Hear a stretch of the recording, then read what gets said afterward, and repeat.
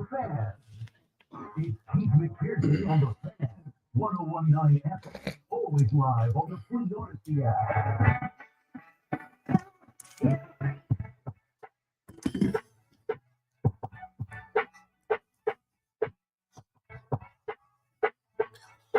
All right.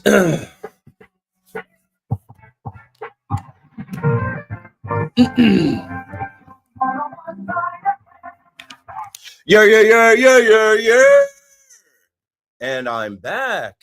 I'm not sick, but I'm not well.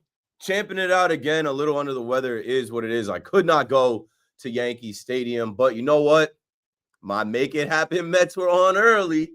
I got to watch the Make It Happen Mets make it happen in the rubber match. Paid Pete. The Polar Bears papered up. Who said Pete wasn't clutch? Who said they were done with Pete Alonso? Who said we don't need Pete Alonso? You damn sure need Pete Alonso. You needed him today, early and often, and he bailed everybody out, man. To the victors go the spoils. The Mets win the series.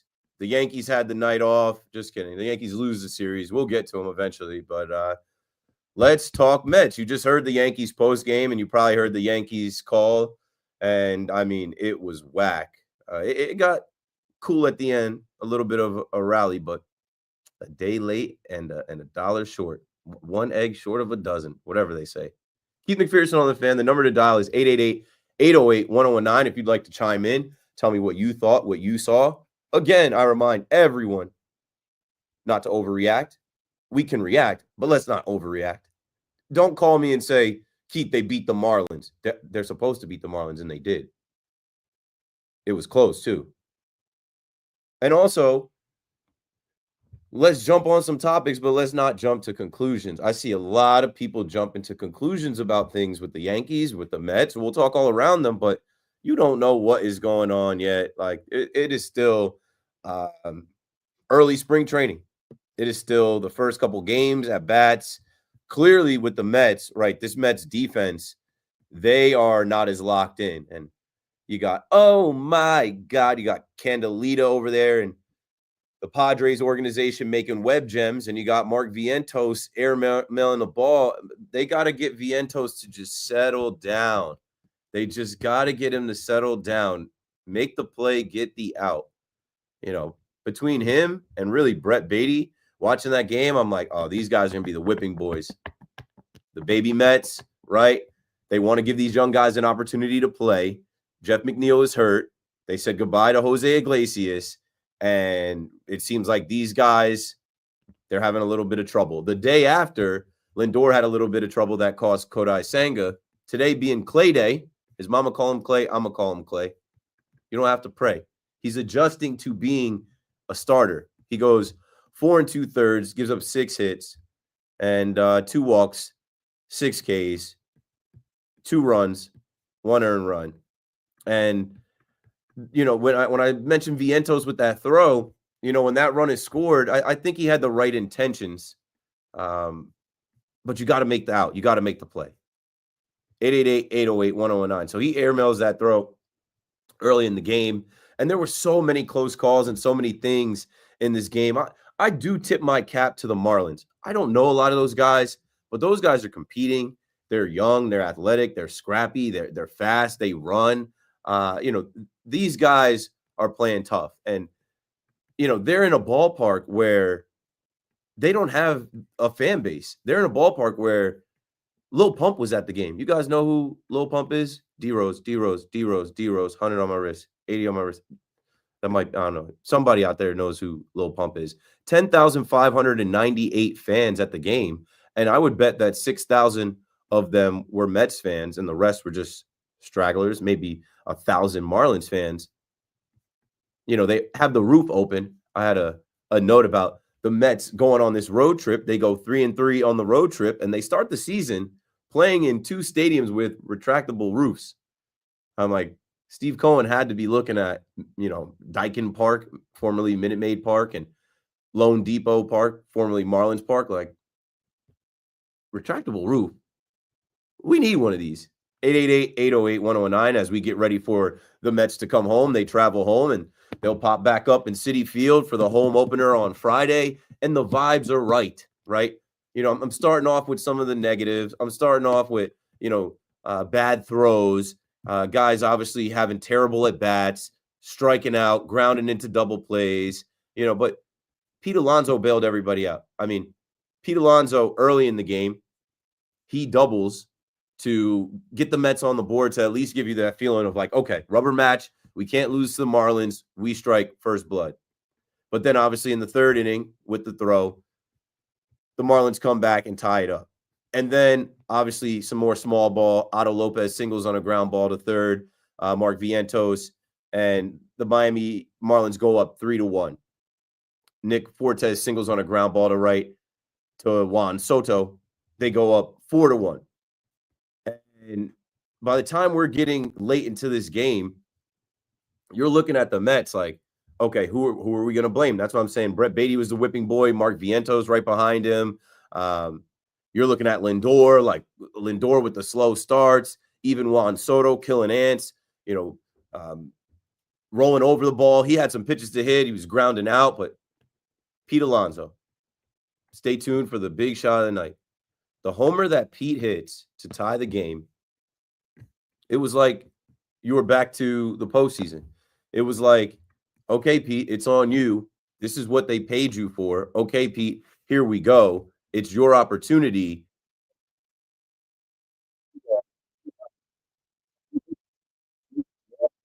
Flings his bat, hits that ball to dead center, and it's like, how many times have you seen this? That's why I joke about people saying Pete isn't clutch. They didn't need Pete. No, you do need Pete. It's his team. And I think about all the talk in the offseason about, how it would be awkward because Juan Soto got all of this money. Pete just wanted his respect. And we'll play some cuts from Pete post game and the things that he had to say. But then that gave you life, right? That gave you a fresh start. That gave you the feeling of, okay, in the 8th inning tie game, when you look at the Mets rested bullpen versus the Marlins bullpen, which like I don't even know some of these characters in their bullpen. They can't go deep into their bullpen. When you look at the Mets bullpen, you're like, okay, this is what we are doing by design. The bullpen's rested. We're going to unload Reed Garrett, AJ Minter fell off the mound, Ryan Stanek, Edwin Diaz, Jose Buto, Danny Young. Danny Young is going to be probably the first candidate for David Stearns to be like, peace, bro. You're out of here. He can't get right. As Brett Beatty can't avoid the quadruple A allegations, Danny Young looks like a triple A pitcher. 888-808-1019. And then obviously, in extras, Manfred's man on second. Jesse Winker walks. Juan Soto was on. Juan Soto scores. Pete Alonso to third. Brandon Nimmo to second. These guys walk in a run. The Mets go up 5-4. And then Mark Vientos reaches on a fielder's choice. Pete Alonso scores, Nimmo to third, Jesse Winker to second on a fielding error by Xavier Edwards. And Xavier Edwards, was it Xavier Edwards who I can't forget about that too as I'm going through my notes and the box score. You almost never see plays overturned that are that close in the game. The play at the plate, and shout out to Luis Torrens. Yankee fans, tell your Mets fan friends you're welcome. For Cashman considerations, the Mets have Luis Torrens. The Yankees could use a defensive. Well, we got a good catcher, but we could use another right-handed bat like that. Luis Torrens has been great. I was listening to Howie Rose talk about how Edwin Diaz can't hold runners. Hey, well, with Luis Torrens, he's gunning guys out, and he's done that a bunch of times already. And that tag, he got that tag in there. They review the play, and it gets overturned. You almost never see that when it's that close. It's not indisputable evidence.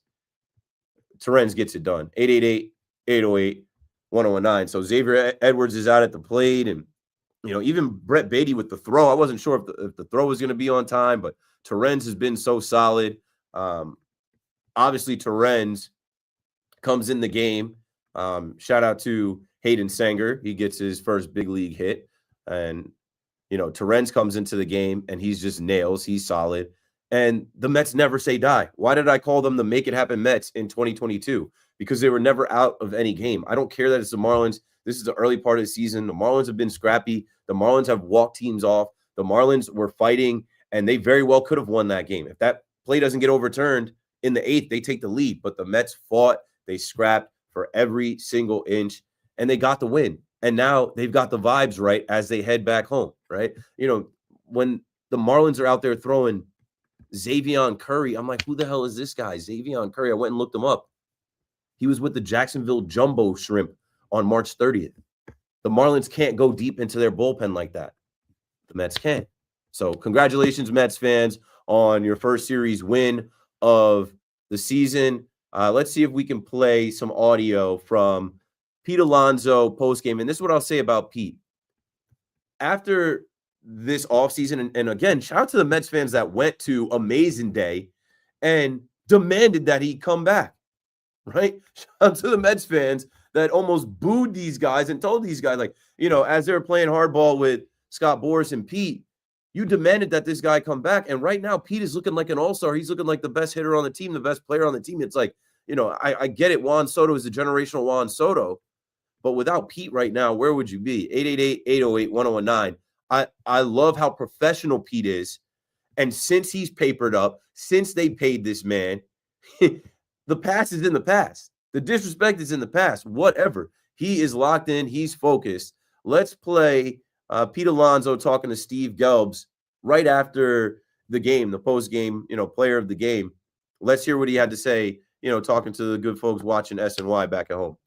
Pete, how would you describe that game? I mean, that was knockout, drag out. I mean, I'm just really, really happy with the team for sticking with it. I mean, it was just an unbelievable group effort. Today. Pitching kept us in it. We had great at-bats all game, and huge congratulations to Hayden Sanger on his first big league knock. I mean, that's so sick, so special for him, and we're going to have a happy flight back home. So you had great at-bats all game. Nobody had better at-bats than you did in this game, especially in that 8th inning. A 9-pitch at-bat resulting in that 3-run game-tying home run. What were you able to do in that at-bat? We can come back with it, yeah. You foul off the pitches that you needed to foul off and then get the one you wanted. Honestly, if we have time to play the other Pete cut, him talking about Citi Field, and then we'll go to break. Can we do that? All right. Foul off the tough ones, but just being under control and letting the ball show up in the area that I wanted it. Pete, it seems like you have been extremely under control throughout the course of this early season. I know you worked a lot on simplifying your mechanics. How would you describe the way that you're feeling in the box, you're seeing the ball, and the pitches that you're able to lay off right now? I mean, honestly, I just want to feel good mechanically, pitch to pitch, at bat to at bat, and honestly, that's helped me make good swing decisions. And I want to keep on continuing to do that, and just put up good at bats over the course of the game. And whatever happens, happens. Looking forward to Friday. Hell yeah! Yeah, I'll see you guys at home. All right, be there, be square. All right, Pete, congratulations on the win. Thank you, appreciate it. I guess I'm going to be square, Pete. I want to go, but Mets fans don't want me to go. 888-808-1019. One of the themes with the Mets was they're not having good enough at-bats. They're having too many bad at-bats, swinging at the first pitch, chasing pitches, striking out on nonsense. That 9-pitch at-bat from Pete Alonso, he's a pro. Let's hear what he had to say before we go to break about Citi Field and coming home. I'm telling you, this is your guy. This is your man. He's saying all the right things. Stoked to be back. This is a great group. I mean, playing in at Citi Field is super special. Like it's such a sick place to play. I love it. Like Mets fans have embraced me. Like this organization has embraced me. They've believed in me. Since day one. Go to the update or just go to a break. Okay. Hopefully we can get a dub on opening day at home. The polar bear. Well said. Well done. Keith McPherson on the fan. 888-808-1019. It's about to be 11 p.m. When we come back, we'll do the big shot of the night. Don't go anywhere. We're back right after this. What's up, man?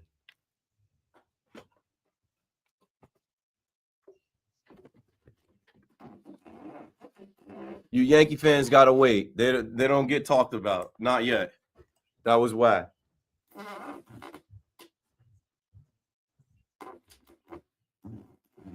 30 strikeouts after the whole world's like, let's torpedo that.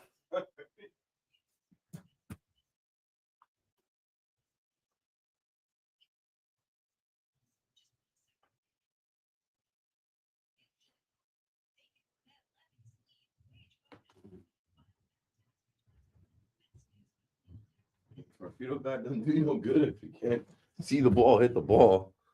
Trouble with the knuckle curve.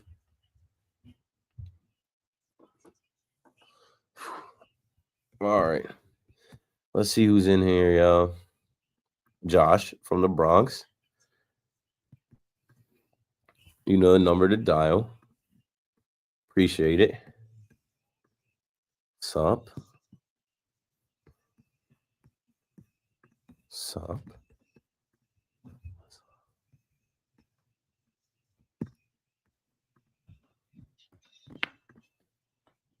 Good evening at 11 o'clock. I'm Marco Belletti, and this report is brought to you by Dr. J. Shaw at Stanwell Institute for Pain Management. Visit StanwellPain.com. Zach Allen just dominated, struck out 13 over 6 and 2/3 as the Diamondbacks able to hold off the Yankees 4-3.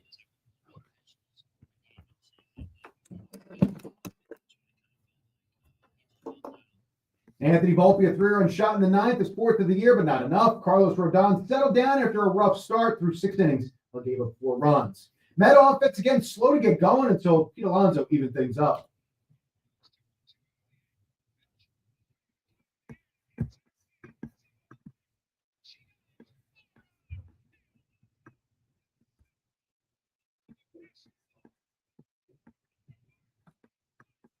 Alonso drove in 4 in all. Mets able to outlast the Marlins 6-5 and 11. Howie Rose the call. Odyssey Mets Radio. Mets bullpen allowing 2 runs over 6 1/3 after Clay Holmes gave up 2 with 6 Ks in 4 2/3.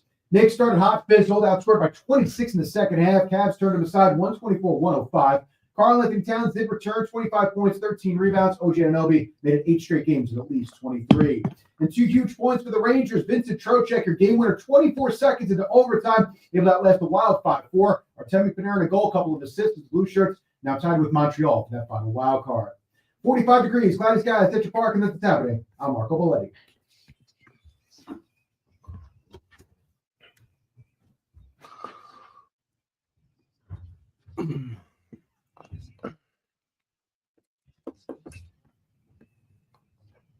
Okay, here we go. Big shot time.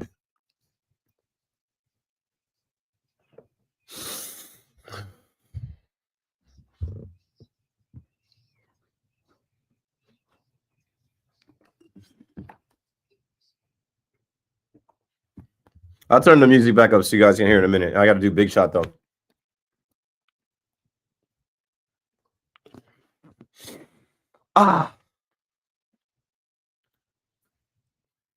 The big shot of the night is brought to you by WFAN and myself, Keith McPherson. Bright lights, big city, a bunch of big shots. Tonight's big shot of the night can only go to one guy. Paid Pete. He's papered up. The polar bear, cold as ice. This guy goes out there today. He goes 3 for 4, hits a 3-run game-tying homer when you need it. Clutch. Hits 2 doubles, 4 ribbies, and a walk. He was locked. He was dialed in. When other guys aren't having their best at-bats, rolling over the ball, swinging at the first pitch, popping up, striking out, Pete is dialed in. 888-808-1019. Mets fans, dial in. Talk about your guy. Talk about how you feel. Let's talk about all these guys. Even Brazoban. You know, Brazoban's name sounds like a floor cleaner, a Fabuloso or something. And he cleaned up the end of the game after Danny Young got in a little bit of trouble. And now you got a day off to rest, and the vibes are right for the opener. It was so needed to beat the Marlins because you know what the narrative would be if they lose to the Marlins. So the Mets win 6-5 in 11 innings on the road, and they come back home to the Mets faithful that are going to sell out the place. I think it's already sold out. To Mets fans that can't wait to root on this team. There's going to be a lot of applause for Juan Soto, but I think there's going to be a loud applause for Pete Alonso. That's your man. That's your main guy. Simon is in the Bronx on the Fan. Go for it, Simon. Keith, how are you? I'm all right. Pushing through a little head cold, but happy to be here. Yeah, I love you. Biggest fan, I'm telling you. The make it happen Mets. Are we ready? I have a question for you. This Pete got walked in and he got a non-pitch at bat. Do you see something in his batting average that he's going to get high? You know, everyone talks about how Pete only hits home runs. Pete can't do anything else. Do you see something with his batting average going to get higher this year besides the unbelievable home runs that he hit?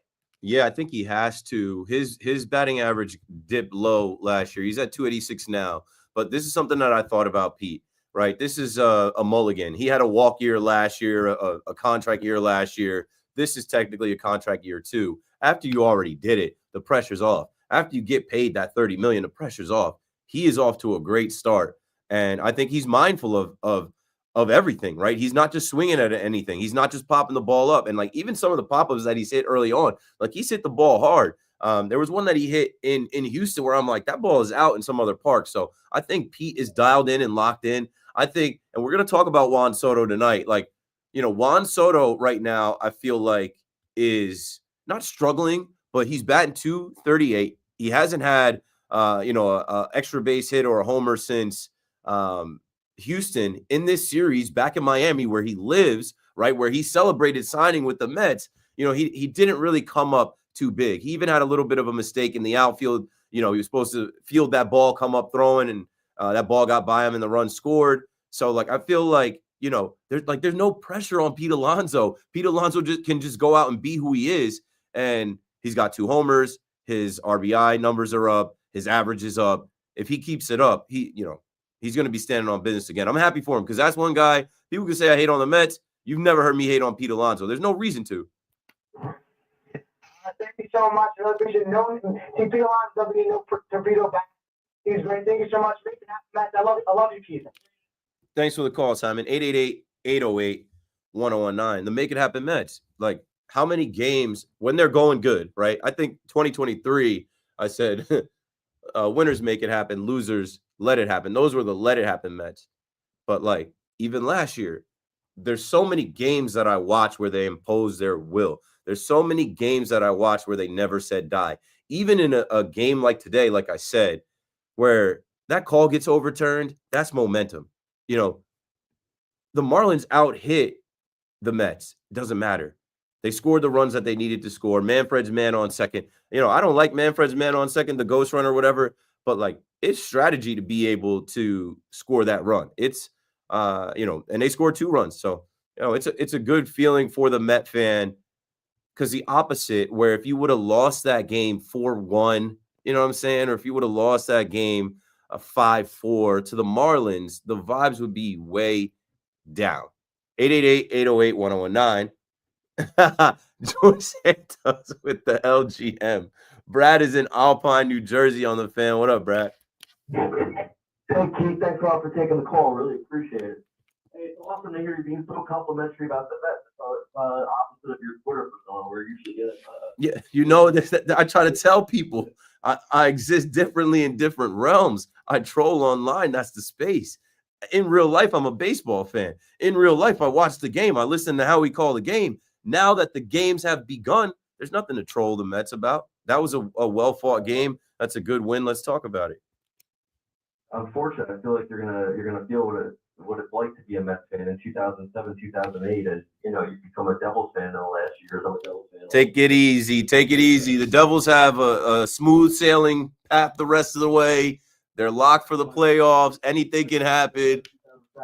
I really hope. I'm a huge Devils fan also, but this just feels very similar. The whole vibe, the energy of the team. But all right, let's get to that. So the biggest concern from the first 6 games is Vientos. I mean, people already We'll cue up the Vientos audio from the Marlins call. We're gonna move away with Lonzo because he's our right-handed power. Sophomore slumps happen. And I mean, look at whoever the guy was. The Yankees was named Andujar, right? Look how good he was his first year. Yeah.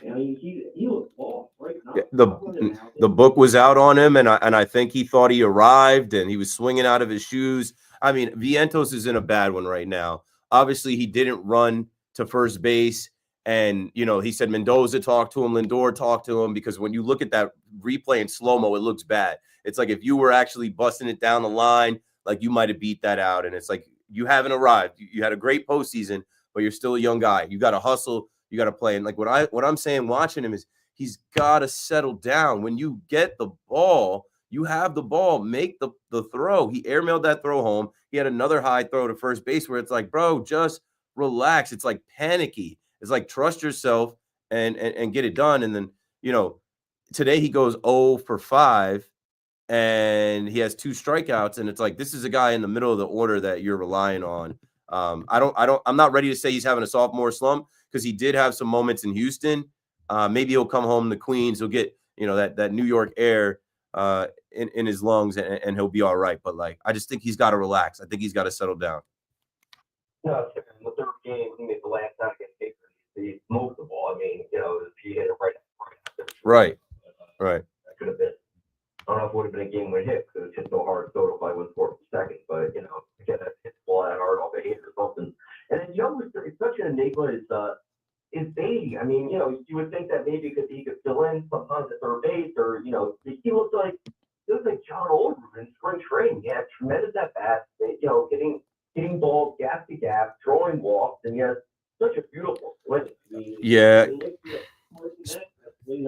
What I'll say, Brad, spring training is over, and like, as everybody calls him a 4A player, quadruple A player. Yeah, he had a good spring, but like, he has not looked good so far at the plate in these first few games.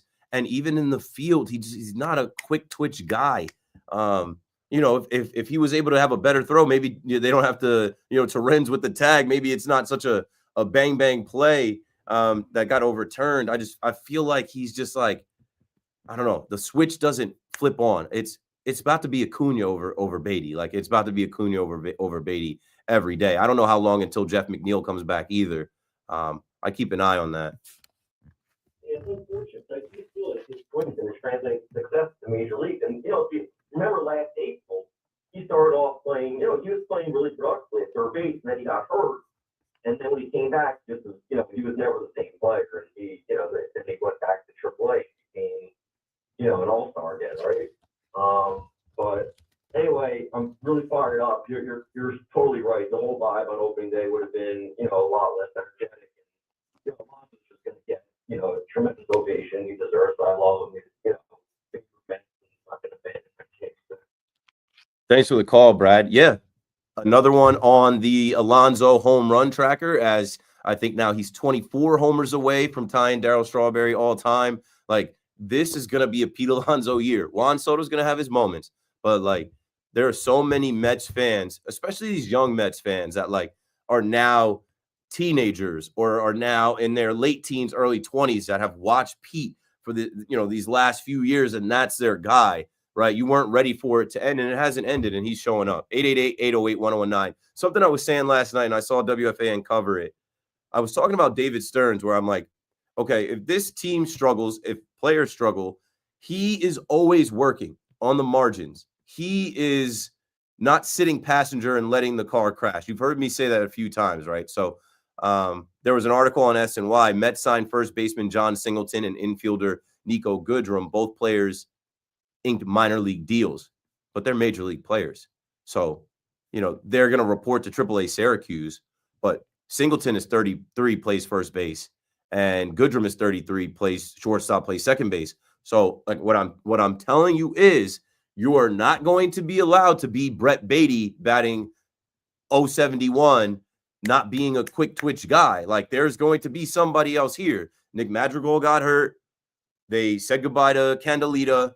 Jeff McNeil got hurt. They will not let there be a hole in the lineup for a young guy. They're going to give him some leeway, right? They're going to give him a leash.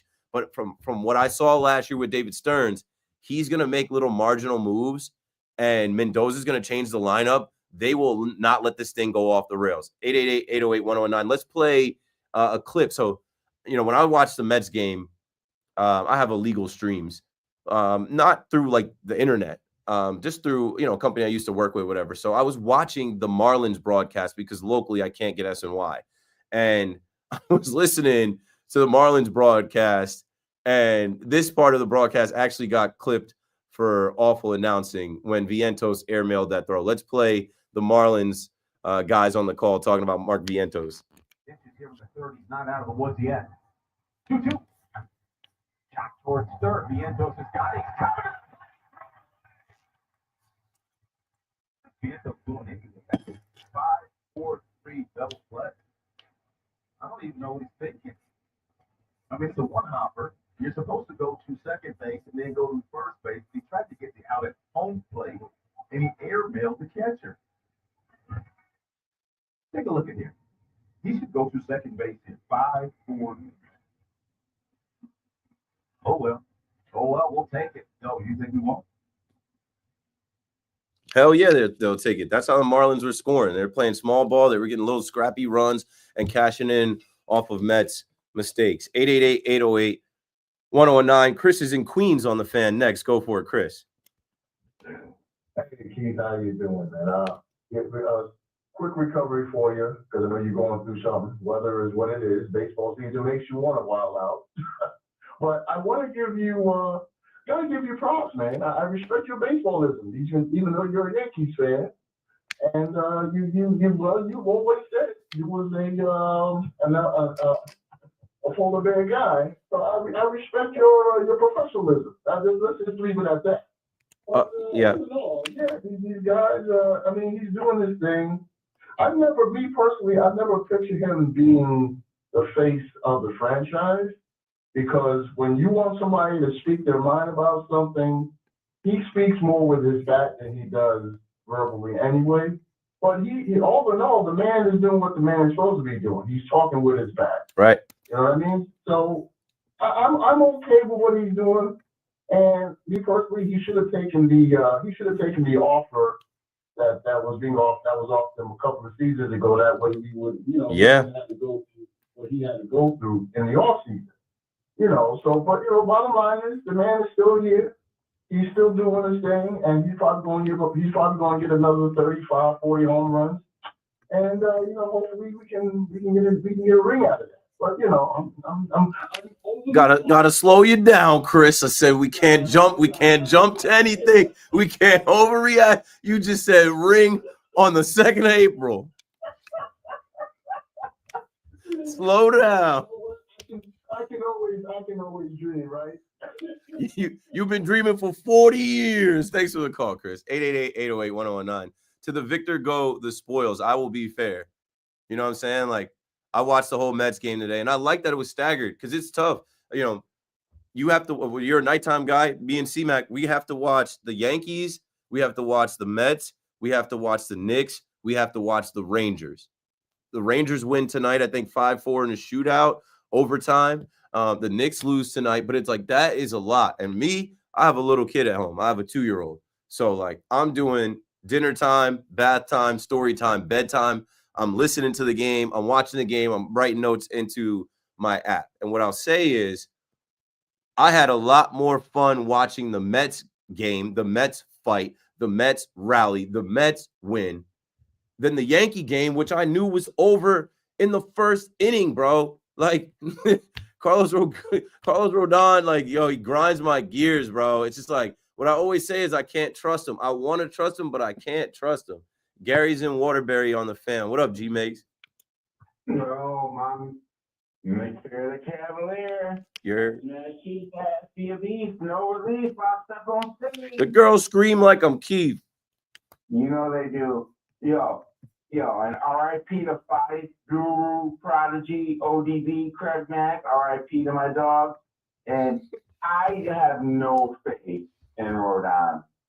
He is He settled in, but it's like, damn, bro. It's like you walk a guy and then you give up a bomb like that, and it's like coming off of last night blowing it. Like, how many times in the last 2 years did we need a bounce back? And Carlos Rodon gets the ball, and it's like the game is over. There's no bounce back. Yeah, but he's like a 4 or 5 at this stage, and he's not paid like a 4 or 5 though. I know, but that's what he is. I know what he is. And Dominguez did not give a professional at bat. Bro, they were cooked, bro. The rally was great. The rally was fun. He needs to step it up too. Yeah, but he's a rookie, and all night Zach Gallen dominated. Trouble with the knuckle curve. That guy is an ace. And you know what the narrative was going to be, G-Makes, right? We went from torpedo bats with the Brewers, and everybody was saying, oh, well, now they're about to face Corbin Burns. Now they're about to face Zach Gallen. Bro, 30 Ks in 2 days. 13 Ks. Yeah, exactly. Yeah. That's the truth. So how quickly the narrative changes. Thanks for the call, Gary. It's not the wand, it's the wizard. It's not the arrow, it's the archer. Volpe with another. Volpe's got 4 hits, all homers.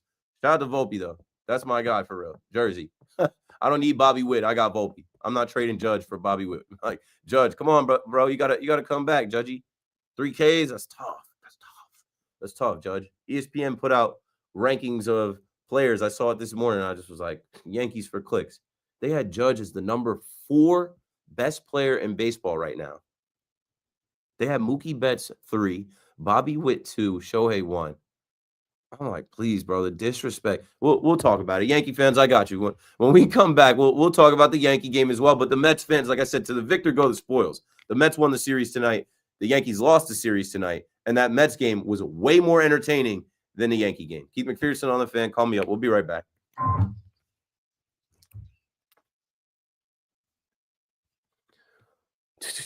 Okay, chat.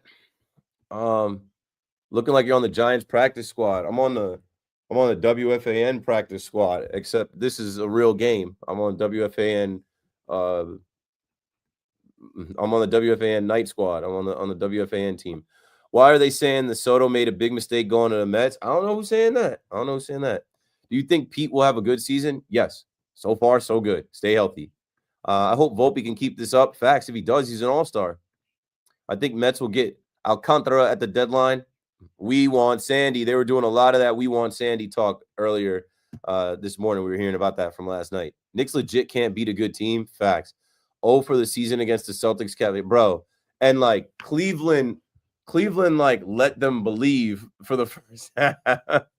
Cleveland like let them think that they had something going for the first half. And then the second half, they're like, hell no. Can't beat us. And you see Brunson just sitting there like, he knows his fate. The Knicks know their fate. Keith, I have to ask you, if this is true, did they trade Dak Prescott to the Steelers? April Fools. April Fools. Agreed, Keith. The man on second is so weird, especially considering, because to me, it's just like, how did that runner get there? It's fake baseball. We're gonna put a ghost runner on second. How'd the runner get there? It just changes the whole entire game. We get to extra innings, and it's like, they walk guys with the base open. They're trying to bunt guys over. It's just like, it's stupid. But the whole point of it is to speed up the game. I don't care if the game goes 19 innings. The game will never go 19 innings now. Dodgers just tied the game. Braves 0-7, start incoming. Let me go back to the scores around the major leagues.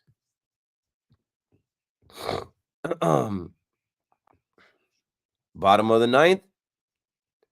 Let me go to game day. It's 5-5. Ed Cranepool. Keith, does Vientos remind you of Miguel Andujar? Had a big year with the Yanks when yeah, that's what the caller just said. And I'm like, Andujar carried the team. And then he struggled. He got hurt and he struggled. I just feel like Vientos has to chill, bro. He's got to chill. He's so eager. He gets the ball, he's firing it. It's like, bro, just get the ball, relax, make the play. Or even when he did scoop that ball, go to second and let Lindor fire it to first. You had the double play. Instead, you didn't get the out. The run scores. That's honestly basically just Yanks fans that are coping with losing him and are trying to put him down, clowning him. Yeah, it's going to go on for a long time, folks. Manfred might be the worst commissioner in all sports.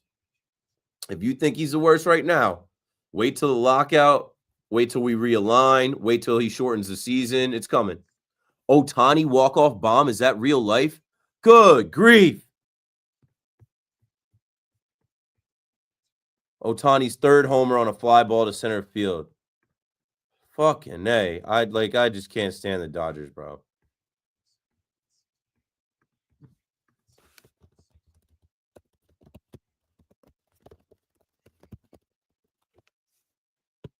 That just ruined my mood. They're too good, bro. It's not right. Sorry for cussing. Ohtani. Sorry for cussing, man.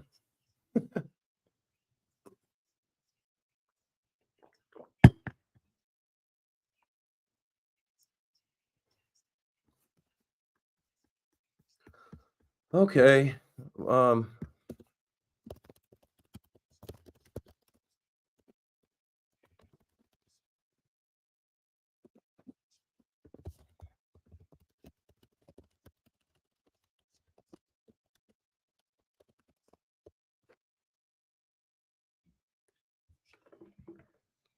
Got to talk to these Yankee fans. But that was whack. I'm looking at the highlight now. It just came out. Talking baseball, always first on it. Ohtani, fucking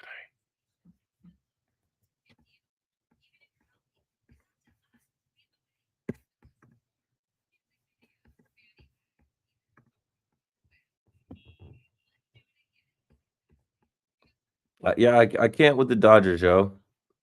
I'm actually starting to freaking hate them.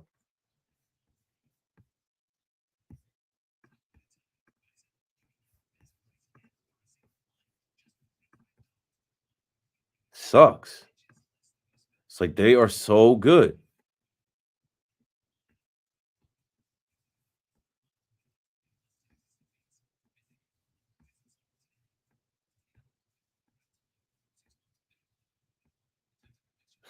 That's a funny DM I just received.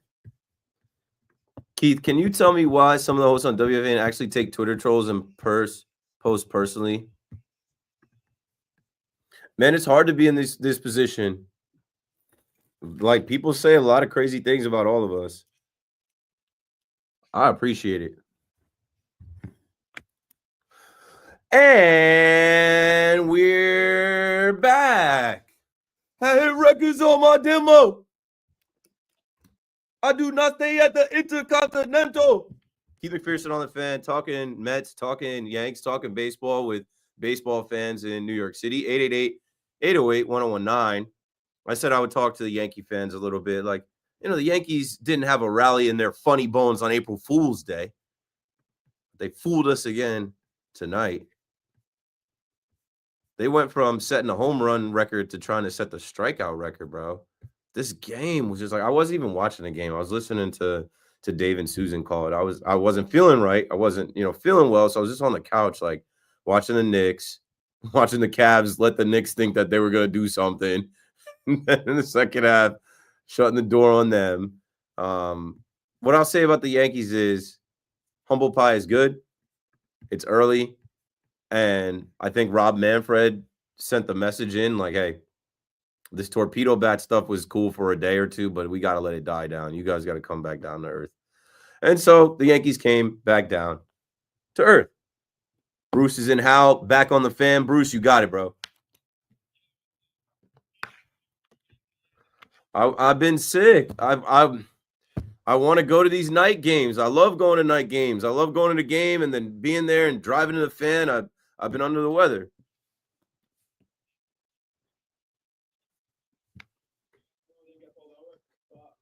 First of all, I met Andy Pettit, the players game, came over to me. He saw I started 36. Came over to me to sign my cap. And then we're driving, we're leaving the stadium, 161st Street. 36? As well, it was behind me. We got that red light. Me and my friends park, jump out, go to Oswaldo's car, get autos and pictures. We were starting out, signed our thing, got pictures, and we quickly jumped back in our car. Did you chant 36 at Andy Pettit? We counted 46. Oh, I thought you said 36, bro. I was going to say Cone had 36. Pettit was 46. Go on. Tell the rest of the story. Sorry, I misheard you. No, so then he came out, he signed by the players gate, and he signed my cap. I have a cap signed by you, obviously. You, the boys from Abbott Tiki, all of them had the American Dream. And there were a bunch of Tiki's on it, a bunch of players on it, and he signed it. You're lit, bro. As well as Are you driving back to Hal every night? Are you driving back to... You heard that part of the story? Yeah, you're driving back to the shore from the Bronx both these nights, back-to-back nights? No, my friend was driving last night. I was in the bleachers, I was in the bleachers both nights. You weren't there. I was looking out for you. I mean, I told you, Bruce. Thanks for the call, and thanks for this. I'm not well. I've been blowing my nose. I've been drinking emergency. I've been having herbal teas. You know what I'm saying? I'm I've been fighting through these changes in the weather, but I've been making sure I could get here to host my show. I don't want to let people down. If I'm well enough, my job is to sit here and talk. I can do it.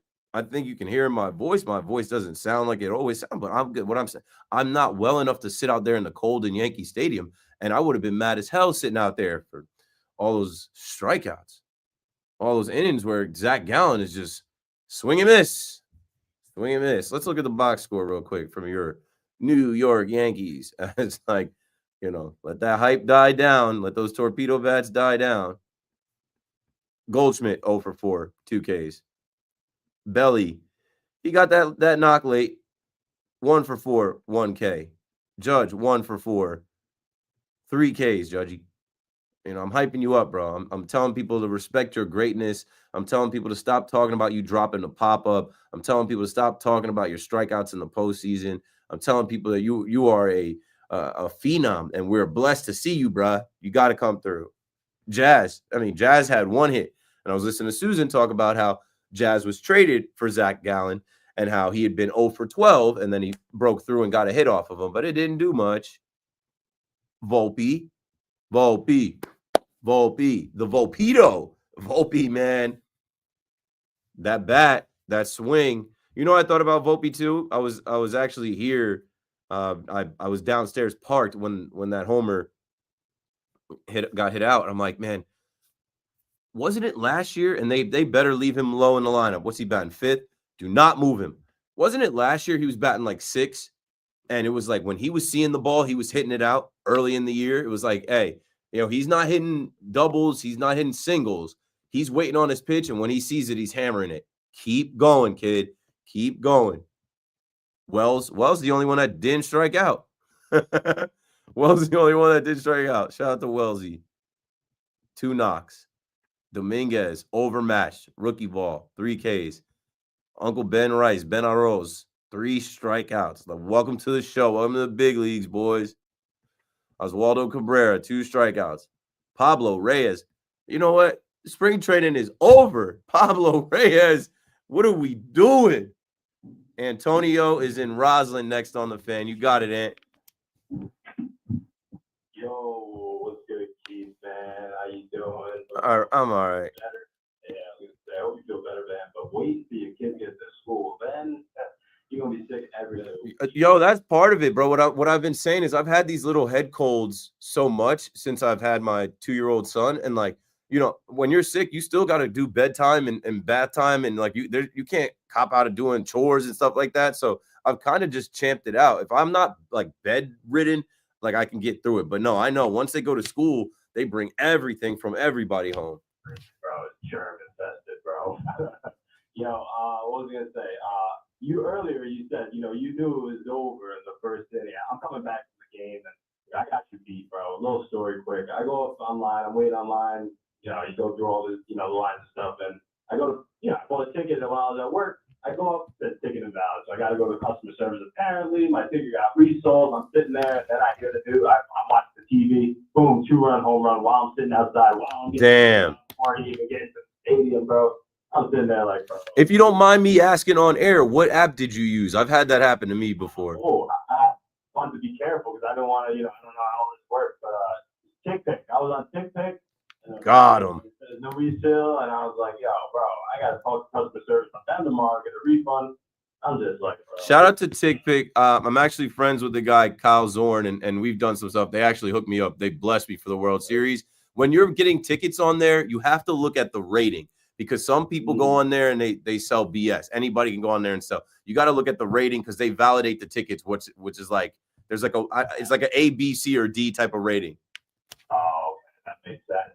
I just grabbed the first one. I was on my way. I was at work. I had to get off the website quick. So, interesting. I'm definitely gonna, check that out. Yo, years ago, I was looking like an idiot. Before I was on WFAN, had me looking like an idiot outside the stadium. I bought a bogus ticket, bogus barcode, and I couldn't refund it. I couldn't get in. I had to buy another ticket. I've been there. No, exactly. Let me just fast forward, right? Because that's what it was, the whole game, man, from the first inning down to the last. Oh my God, miserable the whole time. And I'm sitting sitting there, bro, and first before I say anything, they do that segment Overreaction Monday. This is gonna sound like an overreaction because I get it, it's April, but that's what we do as fans, right? We're passionate about it. We talk, we whine when we're bad, and we're happy when we're good. But yeah, when I knew, man, when they put in, I think Thompson, whatever it is, he was in for 1 inning. They were trying to do the 4-out save or whatever it is, and I knew, dude, he's gonna throw 1 inning, he's gonna sit for a little bit, and he's gonna get cold. It's freezing outside, right? So they hit him up, and then they put in AJ Puck. And if anybody was watching, bro, you couldn't see obviously on TV. This guy, AJ Puck, when he was warming up, could not throw a strike in warm-ups, bro. And if you look at the pitches, if you go back and watch, this guy didn't throw a strike. And that's the whole point I was talking about with the guy that screamed calls is beyond discipline. Everybody's trying to play hero ball. Jazz went up first pitch, swinging at a ball, could have worked a walk. It's just, and then obviously the last caller, one of the last callers talked about it. The thing is just like so undisciplined, man. You guys, the game was there, although they played like crap for 7.5 innings, 8.5 innings. There was a chance to do it, and this is back to the old narrative of the Yankees. They can't hit good pitching. Zach Allen's good, right? But he's not 13 Ks, good career time, 13 strikes. He's pretty good. He was the National League starter for the All-Star game 2 years ago. He's pretty good. Yeah, he's good. Okay, we're better. No, but no, he was throwing whatever he wanted. He didn't even have to throw his fastball. He's like, these guys can't hit anything. 13 Ks though is disgusting work, man. It's just like. But you've seen the Yankees do that before. They've done it in the postseason before. Like I've seen them swing out. I've seen this. Like this. I don't know. Yeah, no, man. Just keep doing your thing. I hope you feel better, man. I appreciate you taking the call. And last thing, bro. When you gonna go back to unseasoned chicken schools, bro? I gotta see some more of those posts. Those things are hilarious. Wait, what'd you say? You don't remember, bro? You put up a post on Instagram, and it was like, "Let's go bet," and it was unseasoned chicken, bro. It was some school in the Bronx or Brooklyn or something like that. I don't know. I gotta put it on my comments. Hilarious. Yo, you're wild, bro. Thanks for the call. 808-1019. Chill, yo. Some of y'all got shit. I am doing schools. I enjoy going to the schools and talking to the young Padawans that listen to WFAN at night, and they say I'm their GOAT, and I'm flattered and I'm honored, and it's crazy to go back to school and be in front of a class because I don't know, man. Just didn't envision that, but I understand what you were getting at, but you gotta chill, bro. 888-808-1019. 40,000 plus in the Bronx tonight. And shout out to you if you stayed for the rally late. At least you got to see that homer. You're better than me. I would have had to dip. Like even if I did go tonight, I don't know. I've gotten pretty good at it as far as like I haven't done it yet, but you guys know this is my 4th season on WFN. I don't know how many games, probably like 50 plus, where I'll go to the game at night and I'll be in the Great Hall. I'll be 1 foot out the door, or I'll be by gate 2. And as soon as that last out hits, I'm out of there. Did they play That's Life again? Is That's Life gonna be the L song? I mean, regardless, it's not New York, New York campaign work. Fine by me. Let's go to Long Island and talk to Max on the fan. What's up, Max? Keith, what's going on, brother? Talking some Yanks now. You're going to lose games. You hate to see that many strikeouts. You hate to see Rodon give up the 4 runs in the first 2 innings, and that's all it took to beat us. And I'll give Rodon his credit, his respect. He did end up going 6 innings. He did settle in. He did wear one. He took a ball 115 miles an hour off his arm. But, I feel like when he is on the mound and he gives it up right away, it zaps the whole damn team. And then when on the other side they have Zach Gallen going, it's just like, here we go. Yeah, I agree with that knuckle curve that Zach Allen throws, man. Oh, my goodness. Thing's unhittable. Yeah, and it's cold out there, and go on. I just appreciated the fact Rodon last time, he didn't have his stuff early. He got into trouble early, gave up runs early, and the game was over. We're down 7-0, 8-0. I'm the one positive on a really terrible night was that I saw Rodon settle in. I think he retired 10 in a row at some point. Yes, he had back-to-back 1, 2, 3 innings in the fourth and the fifth. And you know what I'll say? Let's give him credit for like his temperament, controlling his emotions. Like he's gotten better at that. He had struggled with that the first 2 years. You know, I think last year, I don't know if you remember that postseason game, his first playoff game he pitched, he was ramped up and then he got. I was there. He was sticking his tongue out. He was looking at the Royals dugout. That the stadium was loud. Austin Wells says that was the loudest he heard the stadium, and it was ridiculous because none of us expected him to strike out the side. Right. But then he spoke to Cole after that game, and I don't know if you remember his next playoff start. He calmed down. He settled in. He got much better with the temperament. Listen, I think he's going to be a good pitcher this year. He's going to have to be if we're going to do anything because we're shorthanded out there. Right? Yeah, thanks for the call, Max. He's got to keep the ball in the ballpark, though. That's what I'm saying. It's just so deflating for the game to start, and Lourdes Gurriel smacks that ball up in the zone, and I'm just, here we go.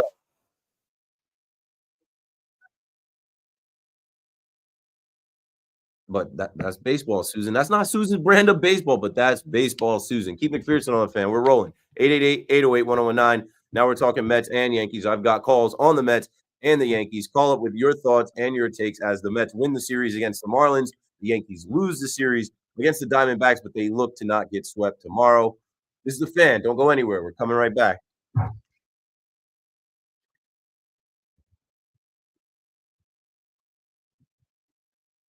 All right, yo. In the chat, 700 in the chat, 702, 703 in the chat.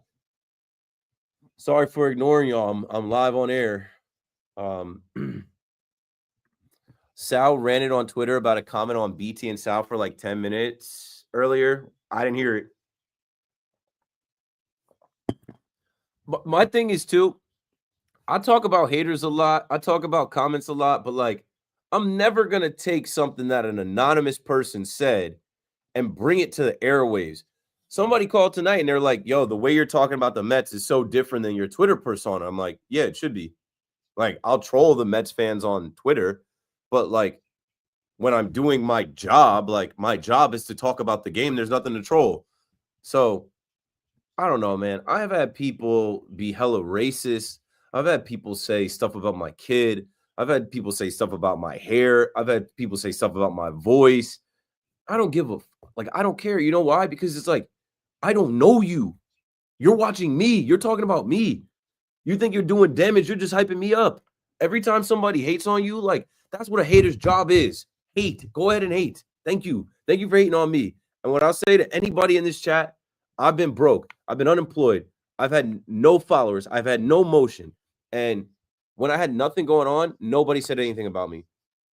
It comes with the territory. Like a hater's job is to hate. Let them hate. Like I much rather have people hating on me that I don't know, that I'll never see. And that's another thing too, another nugget for y'all. Like never met a hater in person. I'm going to get a shirt made that says never met a hater. They only live online. I never have. I go to 40, 50 Yankee games a year. I go to Brooklyn Nets games. I go to Knicks games. I go to Devils games. I do meet and greet events. I've never had someone come up to me and be racist. I've never had someone come up to me and disrespect me. I've never met a hater.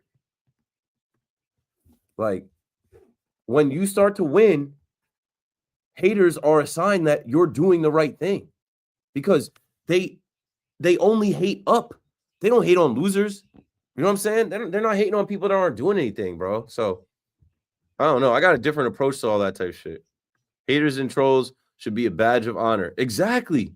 Well, I'm telling you, when I was broke, when I was sick about like, man, I ruined my life, my career, like I'm not winning, it was quiet for me. Nobody was hating on me. Now, if I go on Reddit, which I don't even go on Reddit anymore, if I go on Twitter, people hate on me all day. Rainy, grimy slugfest of a game in the Bronx tonight. Yankees were lucky to end the shutout in the ninth. Shake my shout out, Carlos Rodon. Yeah.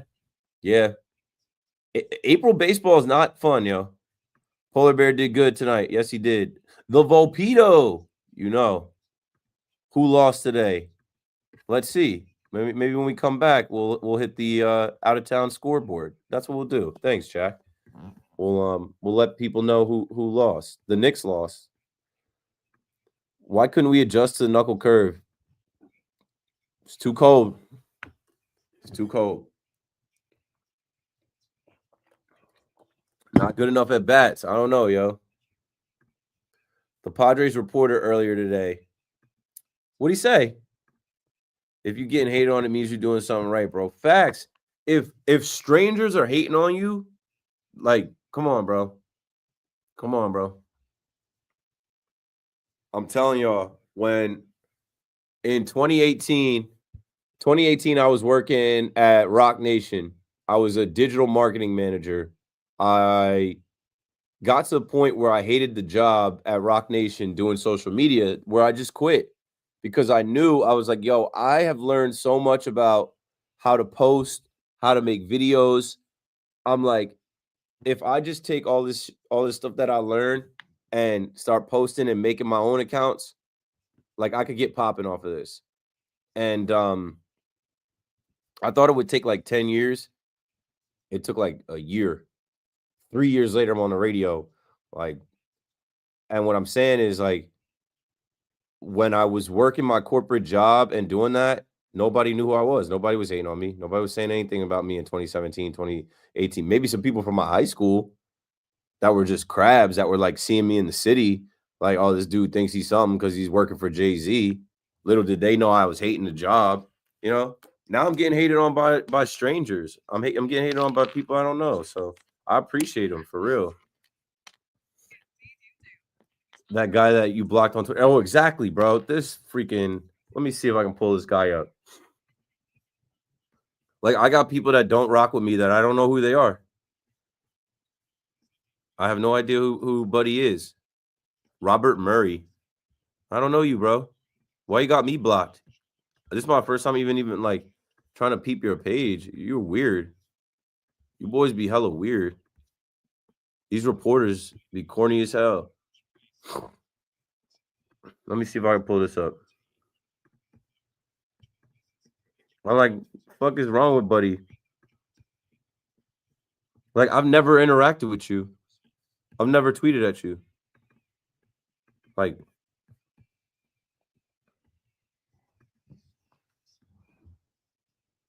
why are you blocking me? I don't know you. I don't know you. I clicked on your page today to retweet the Jackson Merrill news. I don't know you, bro.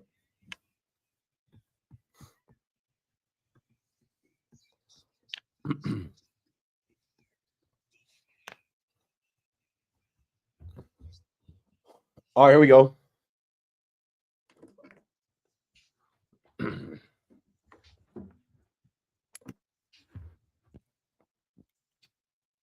Late in the 11th hour on the Fan in New York, the Dark Nighttime host, Keith McPherson, taking your calls.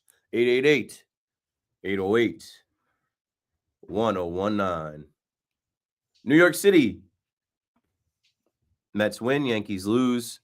We are back to baseball.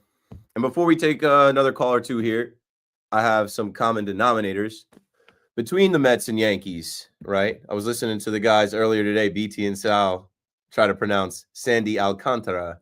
And I've been pronouncing it the correct way. When I was on MLB Network in 2022, like at MLB Network, they have the smartest baseball fans, researchers. They know the pronunciation of everybody's name. And like, I remember doing pre-show meetings where if we're talking about a guy, like, you got to know how to pronounce the name.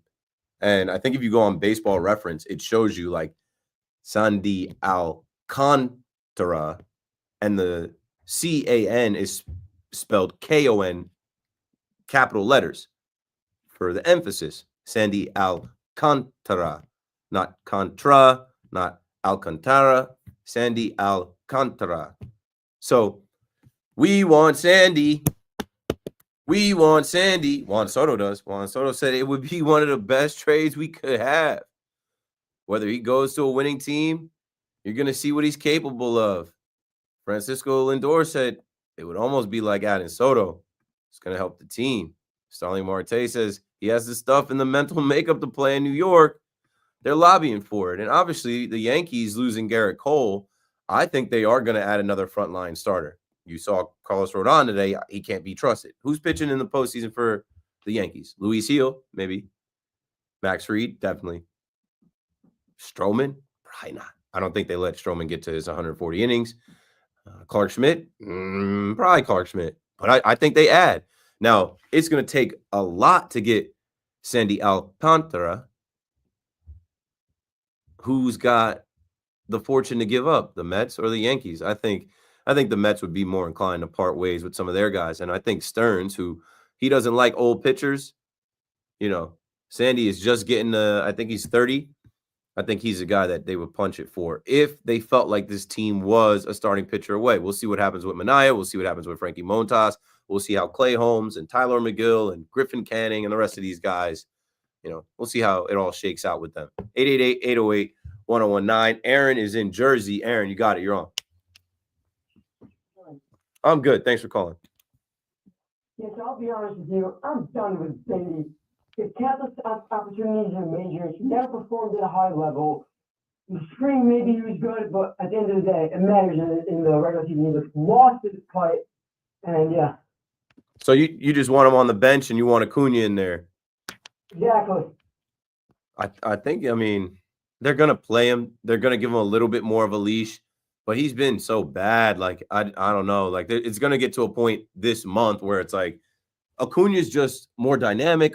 Acuna's more exciting. He gives you better at bats. I think it's a no-brainer. I don't care if you're facing right-handed pitcher, left-handed pitcher. I don't care if you're facing Sandy Alcantara.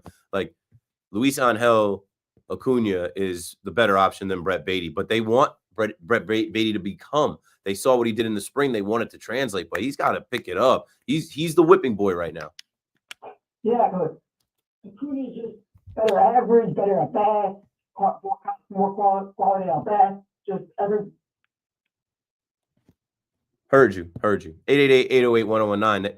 Mets fans are ready for Brett Beatty to hop in that all-black Chevy Tahoe that Juan Soto got him and drive away. Zach is in Massapequa next up on the Fan. What's up, Zach? I'm talking about the same thing. So, Brett Beatty should be a Miami Marlin by the end of the year. You could put him in the package for Sandy. Yeah, absolutely. He's got to go. Just like the last caller said, he's been given every chance. Acuna is just a better player in every facet of the game. He's more comfortable at second base. Obviously, Vientos is going to be keeping the third base role. I want to see him hit a little more, but he's a proven MLB hitter. Let's see if he can make the sophomore adjustment. Brett Beatty he looks like he doesn't belong when he's in these games. Now, obviously, I want him to perform well. He plays for the team that I love. It's just if you're the coach of the Mets, when do you pull the trigger and say, all right, Acuna's getting the look more times than not?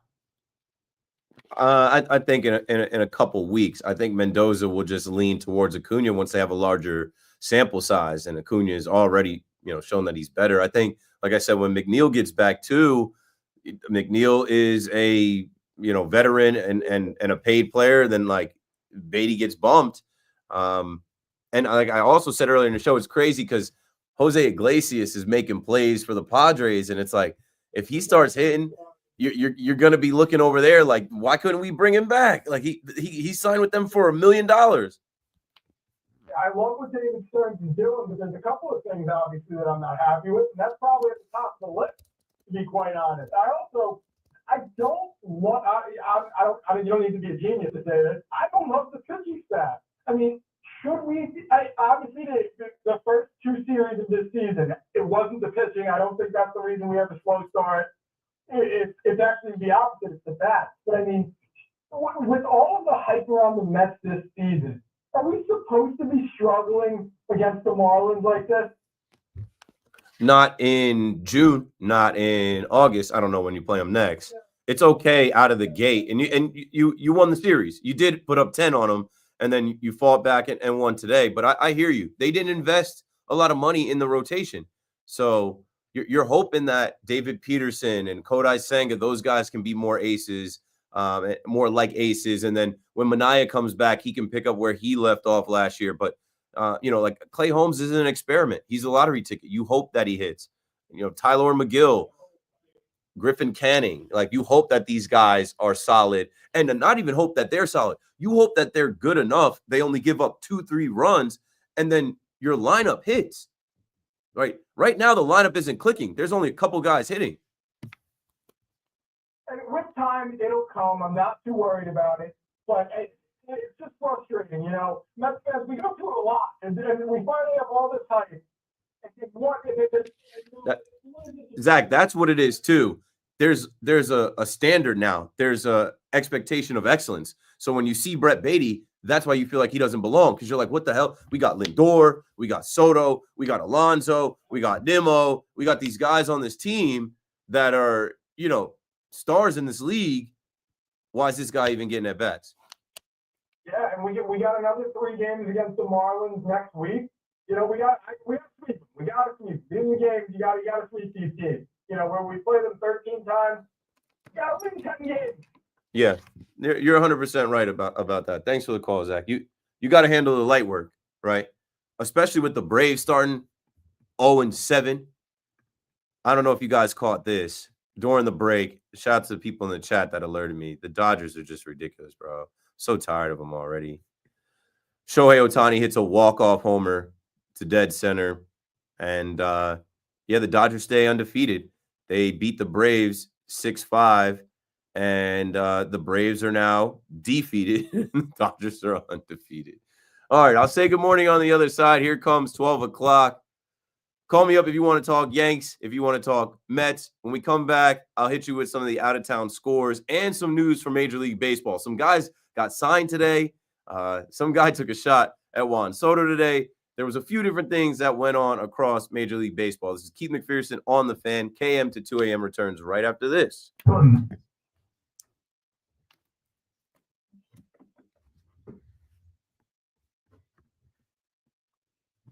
All right. Checking my tweets.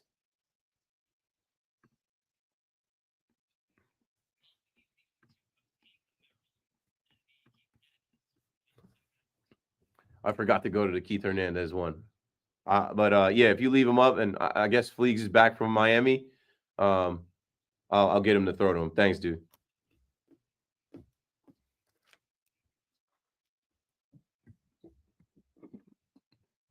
All right, so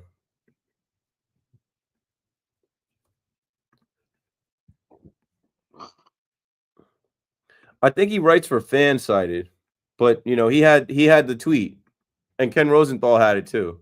I've met Ken Rosenthal. I've had Ken Rosenthal on this show. Ken Rosenthal doesn't have me blocked. Logan Gilbert from Seattle, maybe. Yanks and Marlins are annual trade partners. I think a deal is made in July for Sandy Alcantara to the Boogie Down. Perhaps. They traded Jazz. They traded John Birdie. I'll bring that up. I'll bring that up when we come back. Mets fans realizing what it's like to be a Yankee fan. Some players don't belong. Yeah, like Pablo Reyes doesn't belong right now.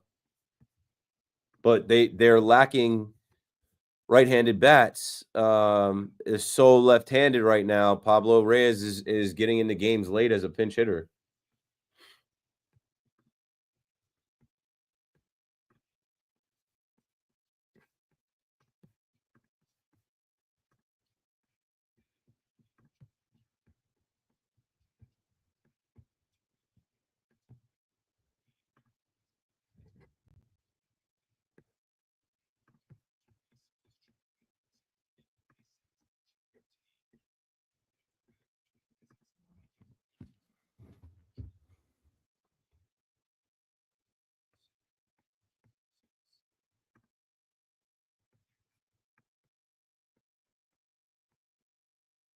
I'm looking for just MLB news and some things to put up.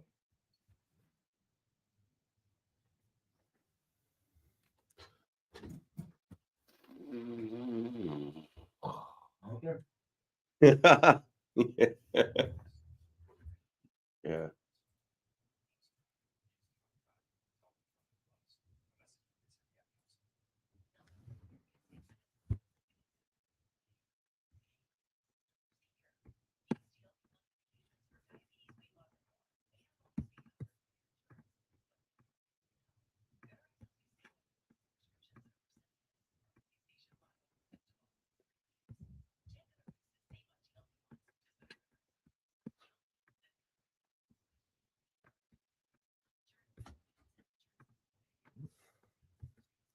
And Shohei walks it off.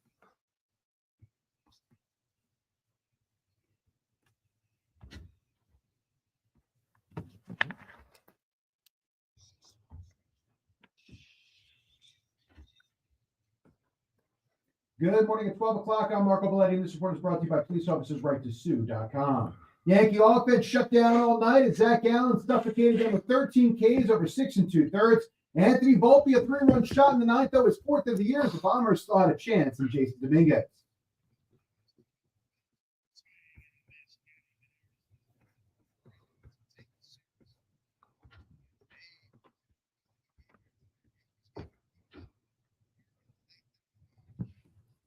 Four-3 to the D-backs. Dave Sims, the call right here on the fan. Bombers struck out 16 times in all. Carlos Rodon gave up 4 runs in the first 2, but did settle down to give them 6. Mets able to survive the Marlins 6-5 and 11. Pete Alonso drove in 4, including your game-tying 3-run shot in the 8th.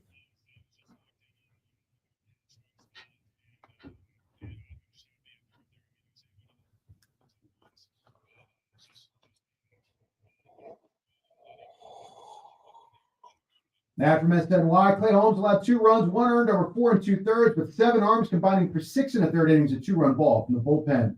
Cavs rolled the Knicks 124-105. Karl Anthony Towns did return 25 points, 13 rebounds, and Vincent Trocheck lit the lamp 24 seconds in overtime. Rangers outlast the Wild 5-4. They're now tied with Montreal for that final wild card. 45 degrees, cloudy skies, Central Park, and at the Tappan. I'm Marco Belletti.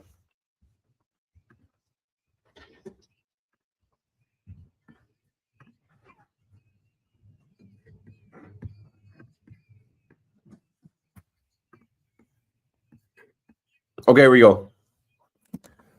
Yo, if you're still here, we'll go to the Jackson Merrill cut as I hit the MLB news. Fleegs, what's up, man? Welcome back.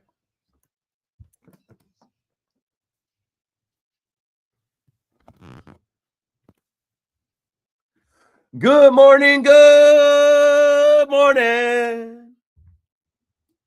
April 3rd. KM to 2 a.m. Let's get into some Major League Baseball news as we are into the season for real and things are happening. And there's a trend today. Guys are getting paid. Guys are getting locked up. Guys are getting extensions. And I thought it was interesting today. One, Jackson Merrill, who's a young phenom.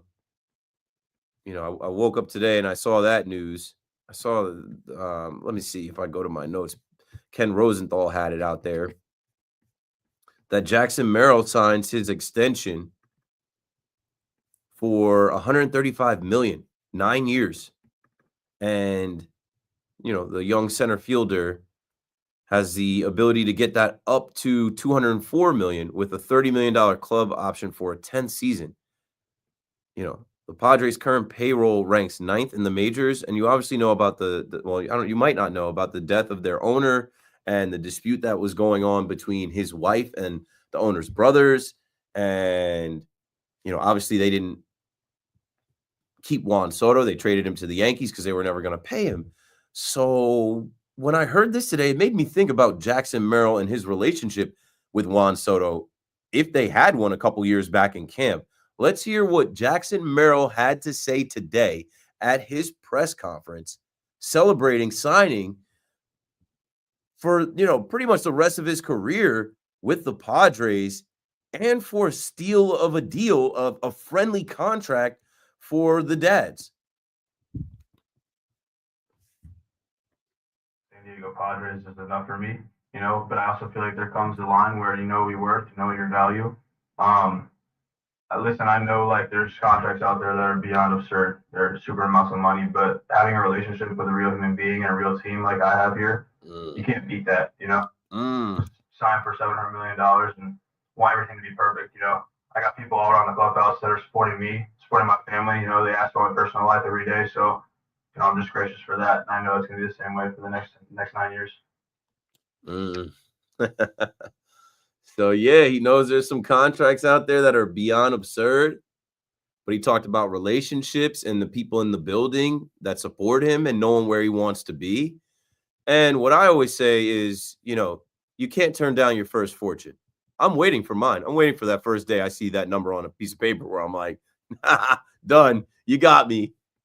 888-808-1019. But yeah, the young man signed and he threw some shade at Juan Soto. And it made me think, right? He was in camp with Juan Soto. He burst on the scene last year when Juan Soto was a Yankee, but the year before, he was in the Padres organization. Did him and Juan Soto not get along? I always hear little rumblings on Twitter from Padres Twitter that, like, the reason that the vibes weren't good with Tatis, with Machado, with the Padres was because of Soto. Interesting. And I said we were going to talk about Soto. I was watching the Rico Bronya podcast while I was sitting in there. And there were some people in the chat talking about Juan Soto not doing his patented Soto shuffle. Juan Soto not celebrating Pete Alonso's success today. I mean, when Judge did anything, Soto and Judge had a whole handshake, put a crown on your head, put a S on your chest. He doesn't have a Pete Alonso handshake. He didn't seem to be so excited for Polar Bear. I think it's just because he's struggling a little bit. He had some pitches to hit. He was rolling over the ball. He was killing ants. And like I said, he's back in Miami where he lives. He probably wanted to ball out. He probably wanted to do his thing. He's struggling a little bit for Soto standards, and Soto is a guy that he's got high standards for himself. 888-808-1019. Also, the Red Sox lock up Garrett Crochet, and then today they signed an 8-year extension with their 23-year-old rookie, Christian Campbell. So they're not letting their guys go. They let Heim Bloom go, and now they're locking up their talent. The Red Sox are keeping their guys. And Rafael Devers, 0 for 21. He comes through. He got a hit. He wasn't selling. He wasn't trying to get traded. He just was struggling early on. You guys make a big deal out of 9, 10, 20 at-bats. But, yeah, nobody's letting their guys go. Ketel Marte. It was a Marte party as the Diamondbacks beat the Yankees today. Ketel Marte signed a 6-year extension with the Diamondbacks to stay in Arizona. And the rich get richer. As I tell you that Shohei Ohtani walks it off for the Dodgers never stop improving their team. It's admirable. Like, I'm jealous. At every turn, they try to improve their team. Now, this isn't anything crazy, but Estuary Ruiz, the rookie that had 67 stolen bases a couple years ago, the Dodgers make a trade for him from the A's.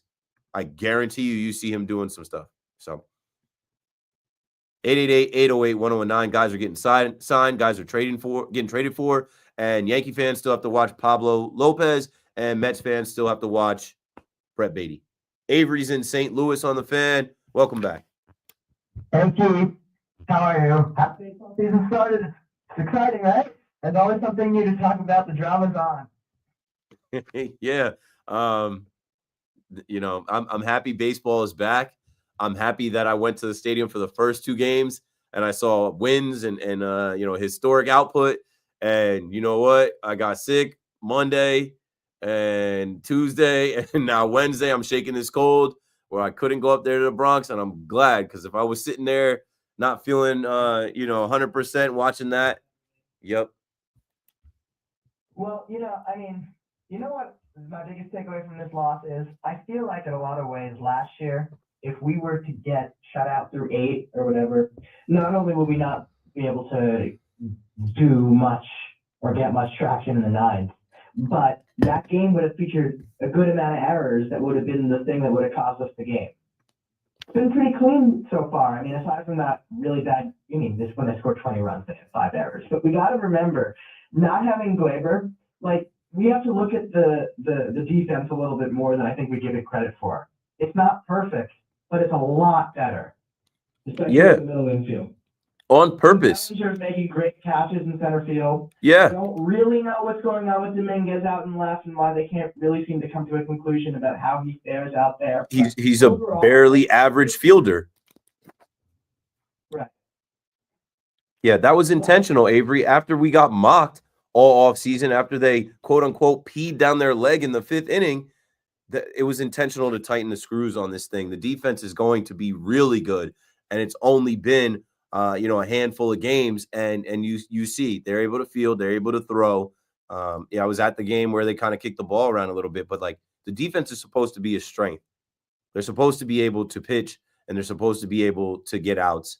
That was a narrative through the offseason as, you saw the moves that they made. So it's unfortunate that they weren't able to put bat to ball tonight, but, at least they're not embarrassing themselves in the field. And, listen, this is one of those losses where you just got to tip your cap to Zach Gallen, I guess. We did a good job against Burns last night. I think we should have won that game. I didn't like what happened in the eighth one bit. I'm sure everybody else would say the same thing. But tonight, listen, it happens, unfortunately. That's baseball, like you said. That's baseball, Susan, but it's not Susan's brand of baseball. I just think I just feel like there's reasons to be confident still. Obviously still because it's early. I don't mean to like. Oh yeah, our young shortstop is hitting bombs. Like we've got these young guys contributing. When you go back to last night, Will Warren, Ben Rice, 2 nights ago now. Good morning, it's Thursday. There's a lot of positives to take from the losses, and you know what? They're gonna lose a bunch of games. So every loss is supposed to be a lesson. They have to take some lessons out of this. I think the lesson tonight was like, hey, you guys got to find a way. You got to jump on these pitchers, and even Rodon, keep the ball in the park, man. Give us a shot, man.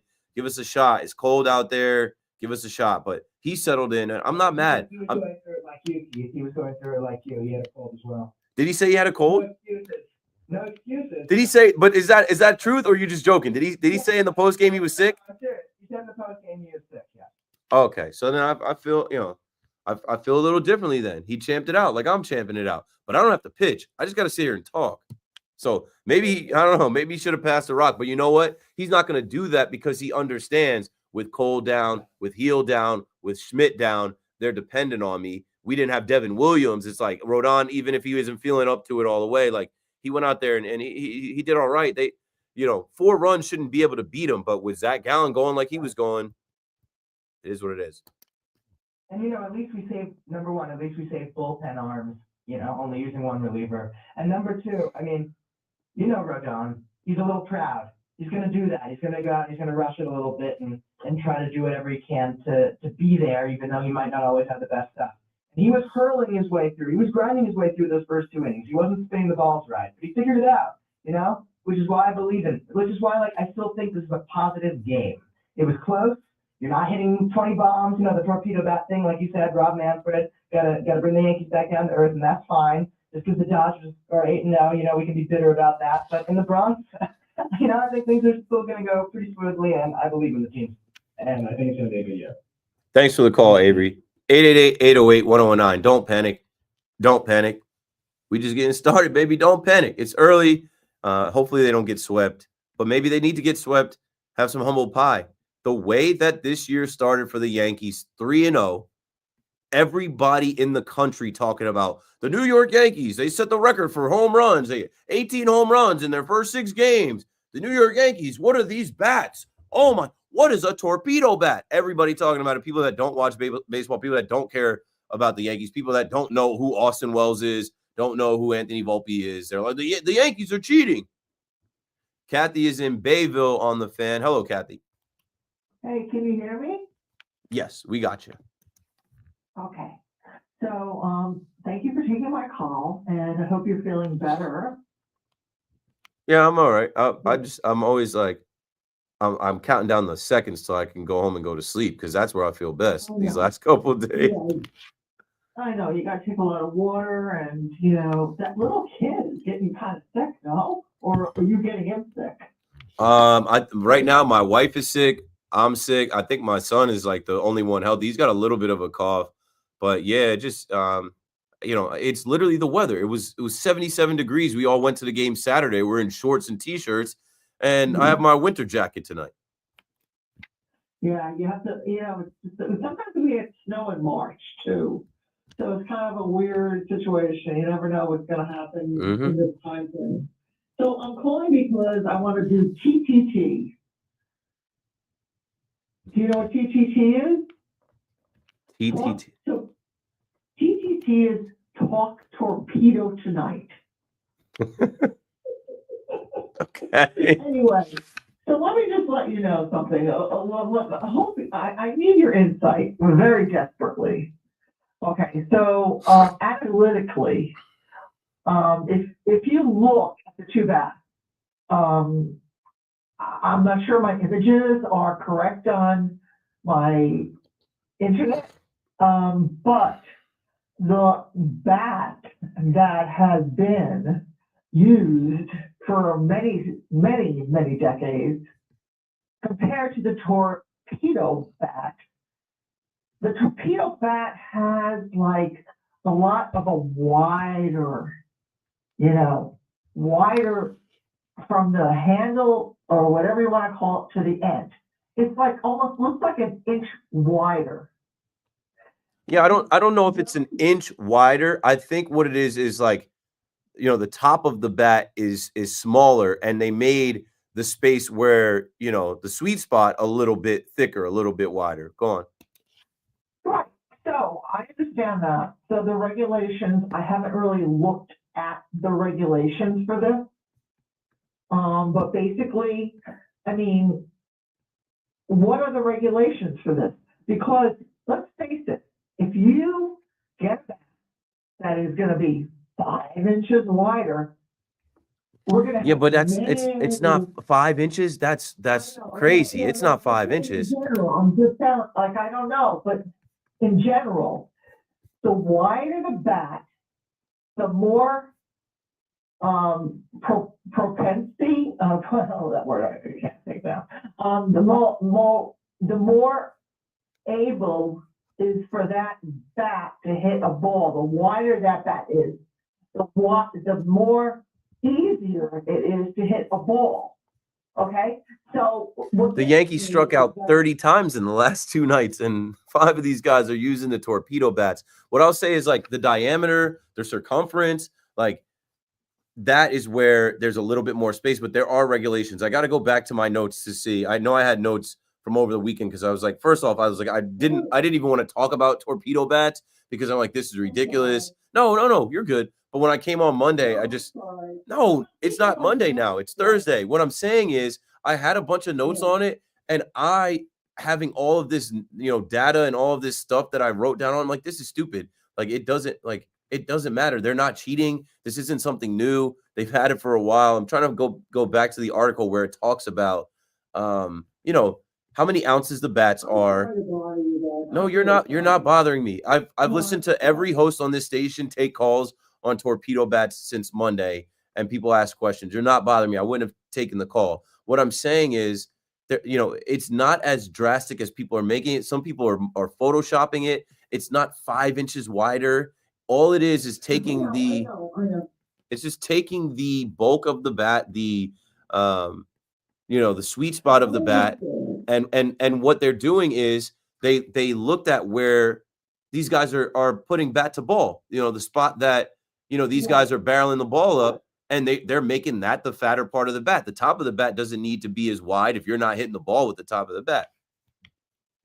I know. I'm just wondering, like, how the regulations are, and I just think it's kind of odd. No, it's really not. It's going to be standard pretty soon. And did the regulations change? Did somebody in the industry decide to change the regulations? Like I understand that there are amendments to constitutions, there are amendments to a lot of different things, and I'm wondering, just did the amendment happen? No, and that's the thing too. The Yankees didn't do this in like a sneaky way. Thanks for the call, Kathy. The Yankees didn't like cheat. These bats get checked. I just Googled MLB bat regulations. Rule 3.02 states that bats cannot be more than 2.6 inches in diameter. That's why I'm like, it's not 5 inches. 2.6 inches in diameter and 42 inches in length. While a typical bat has a rounded knob at the base, I don't know. I just think it's like, this is something for outsiders looking in to be like, oh, they've got the, like, even Dave Portnoy. Dave Portnoy pissed me off this week because I'm like, aren't you run Barstool Sports, and we look at you as someone that knows about sports, and you have such a big audience and such a big name and platform. It's irresponsible for you to be going out there talking about the Yankees are cheating. They're using these gorilla bats. Anthony Volpe's not a good hitter, and now look, he's hitting moonshots. Because I'm like, yo, stop this. People are going to believe that. And so Jazz even went out there to be like, you know, I got to go find Jazz's tweet because he was trying to get people to just shut up about it because it's much about nothing. They've been around. Cody Bellinger said the Cubs had him last year. Stanton used one in the postseason last year. Nobody said that while Stanton was hitting moonshots. Nobody said, oh, well, look at his bat.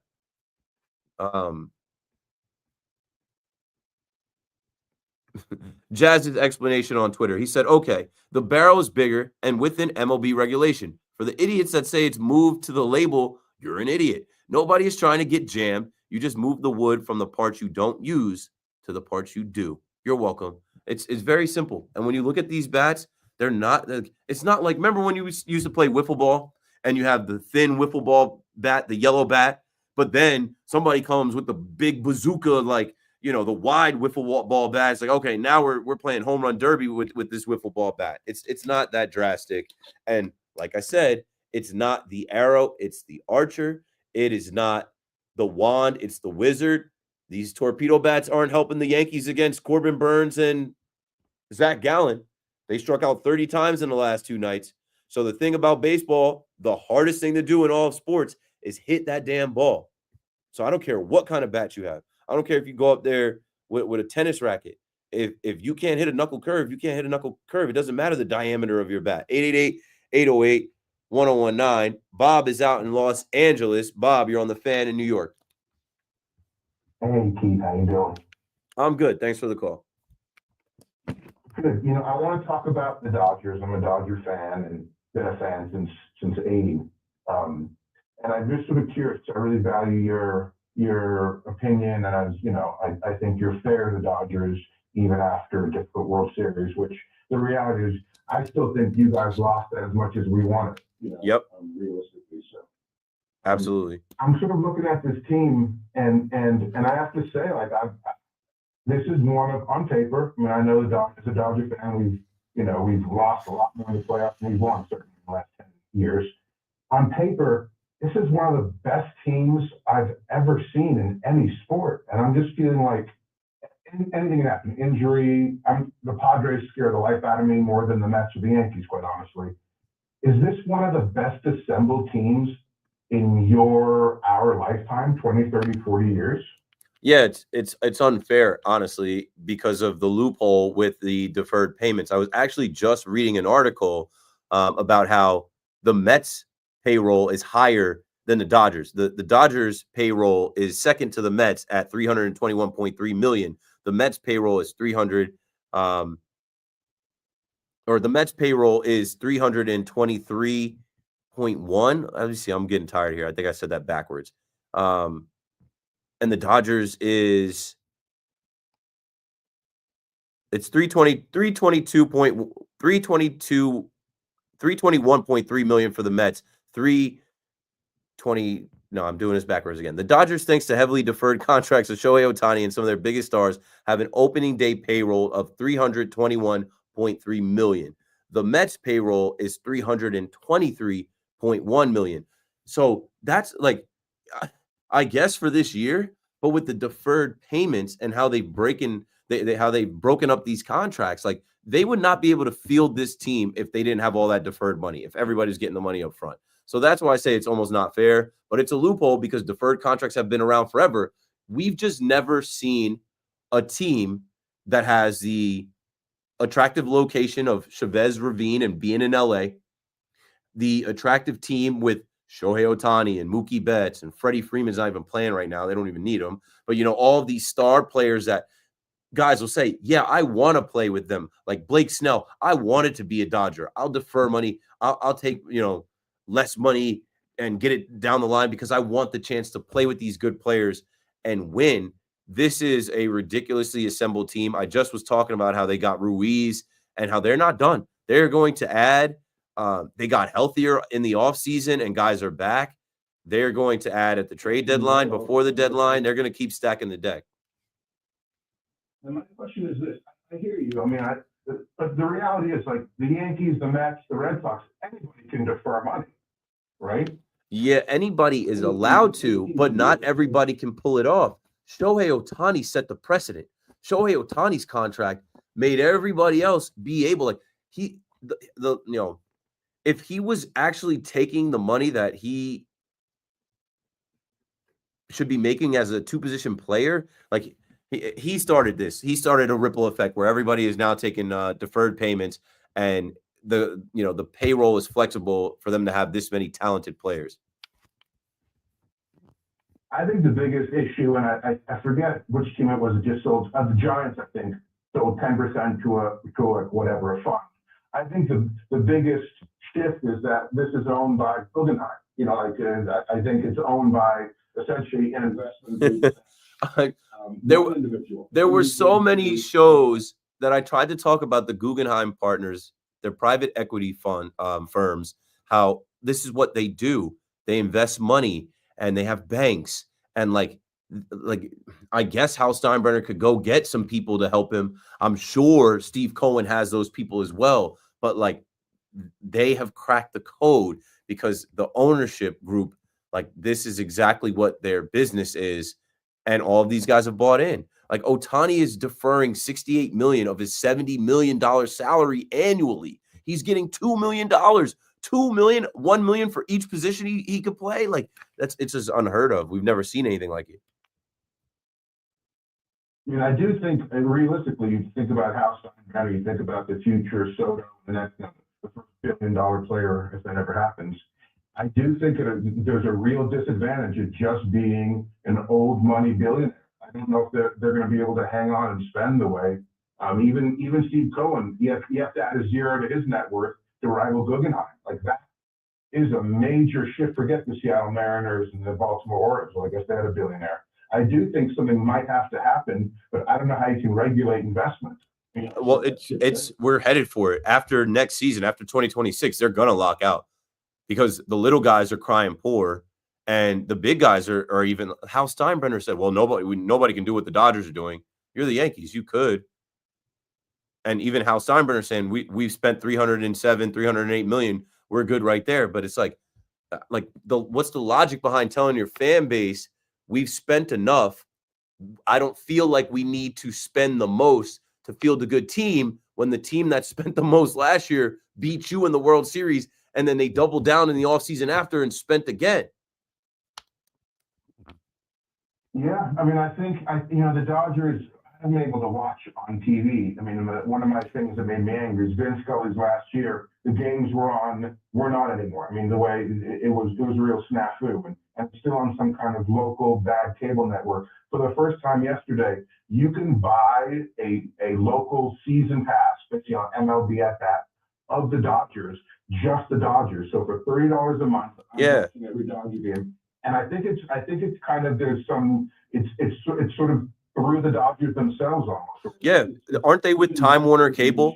I'm pretty sure when you go out there, the Dodgers games and the Lakers games are on Time Warner Cable's like channel. Yeah, you're right. That's kind of like the second, third, or fourth banana out here usually after DirecTV and other things. So, and they that is a whole nother revenue stream, and they don't have to worry about they don't have these issues with Comcast wants to drop the Yes Network. They don't have these issues with Bally Sports going bankrupt and the Cleveland Guardians not having a regional sports network to broadcast their games. And then, as I'm looking at this box score, they did 50,281 fans tonight. They did almost 10,000 more fans than the Yankees did tonight. They lead the league in attendance every year. They've got it all figured out. They've got it all figured out. So I do think for the first time ever, and again, I just feel lucky that it's, that happens to be my team. I think these teams are going to have next 5 or 10 years, Hal Steinbrenner is going to have to sell the team to an investment group. Otherwise, they're not. And then if he doesn't, I don't know. I mean, I guess we'll make them stop crying poor. They're not selling. They made $412 million off ticket sales last year, an extra $109 million just for the October run to the World Series. They're good. If I go they're evaluated at $8.2 billion. The money that they made last year, I was screaming, sign Juan Soto, give him what he wants because you made more money than you ever made in the season last year. So and they have the money. They just like I think Brian Cashman is who you're hearing speak through Hal, because Brian Cashman is saying, we need a mix of homegrown talent. We don't need to do any more of these big contracts like we did for Jacoby Ellsbury, like we did for Giancarlo Stanton. And, we can be able to compete with, and if you look at the Yankees, how they're built now, we can compete having cost-effective players like Austin Wells, Anthony Volpe, Jason Dominguez, Ben Rice, Luis Gil, Oswaldo Cabrera. Like they have some young guys that are playing, and that when these older guys and that money comes off, we'll see. I don't know. I don't think anybody's beating the Dodgers as of today. Quick question for you, because to me, honestly, I value your opinion about the Yankees more than my own opinion about the Yankees. Do you really believe in any of these young players? Like, there's no of course on the Yankees. There's no Bobby Witt. Who do you really believe in these young players? Anthony Volpe's got 4 homers. I believe in Anthony Volpe. Austin Wells had that leadoff homer, hit another homer the next day. I believe in Austin Wells as the catcher. Luis Gil, when he gets back, Rookie of the Year, I believe in Luis Gil. Jason Dominguez got to prove it still, but like he's just built like an athlete. Like I think he's going to do it. Ben Rice is another kid that he's a pure hitter. He punishes the ball. I definitely believe in some of these young Yankees. Thanks for the call, Bob. We're up against it here. 888-808-1019. It's 12:30. Keith McPherson on the Fan. When we come back, I'll sprinkle in some more stuff. We'll look at the out-of-town scoreboard, and we'll talk about the Dodgers and some of these scores and what else went on in baseball today. BRB.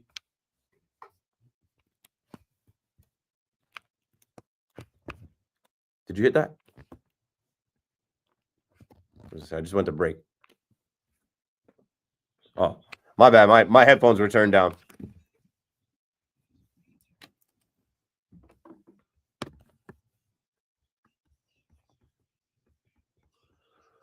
All right, y'all. I have Paul Skeens in my notes.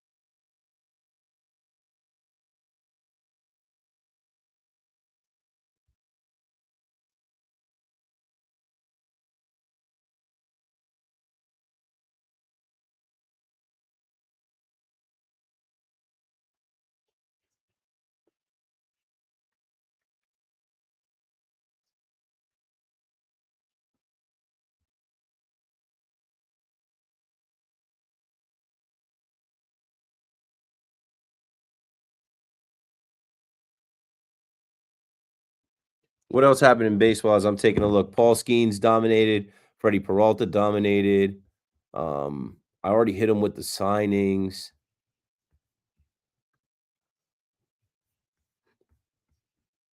Let's see what you guys are talking about in the chat while I was rapping with that dude from Los Angeles. We used to praise Tanaka when he didn't have a good couple innings, but ate up some innings to save the pen. Rodon deserves credit for this outing. Yeah, I gave him credit. It just sucks to be in a hole in the second inning, down 4-0. The morale is shot. What up, man? This person has no clue what they're talking about. I didn't look up the facts there. Oh, yeah, we're talking about the torpedo bats. Just because it's the Yankees. Right. with the torpedo bats. It was all just because it was Yankees. Keith, how many Yankees fitted lifetime have you purchased? Hundreds, probably over 200 since I was like 10. Like, too many. Like I could probably find myself pictured in like 100 different ones. Yankee scabs getting pricey. I know that's stupid how much they cost now. Like some of these shits are like $50. Great to see you in the bleachers, man. Yeah, I was in the bleachers on opening day. I've been sick the last couple days. Haven't been out there. Look at the NFL on Nickelodeon. Yeah, the Dodgers are on Time Warner Cable. Gotta believe in Wells going back to back. I do. People like to say anything. I believe in the Yankees' young players. The Dodgers have 10 individuals with an ownership stake under the Guggenheim umbrella. They essentially have endless funds and the best account. Exactly. They've got it figured out.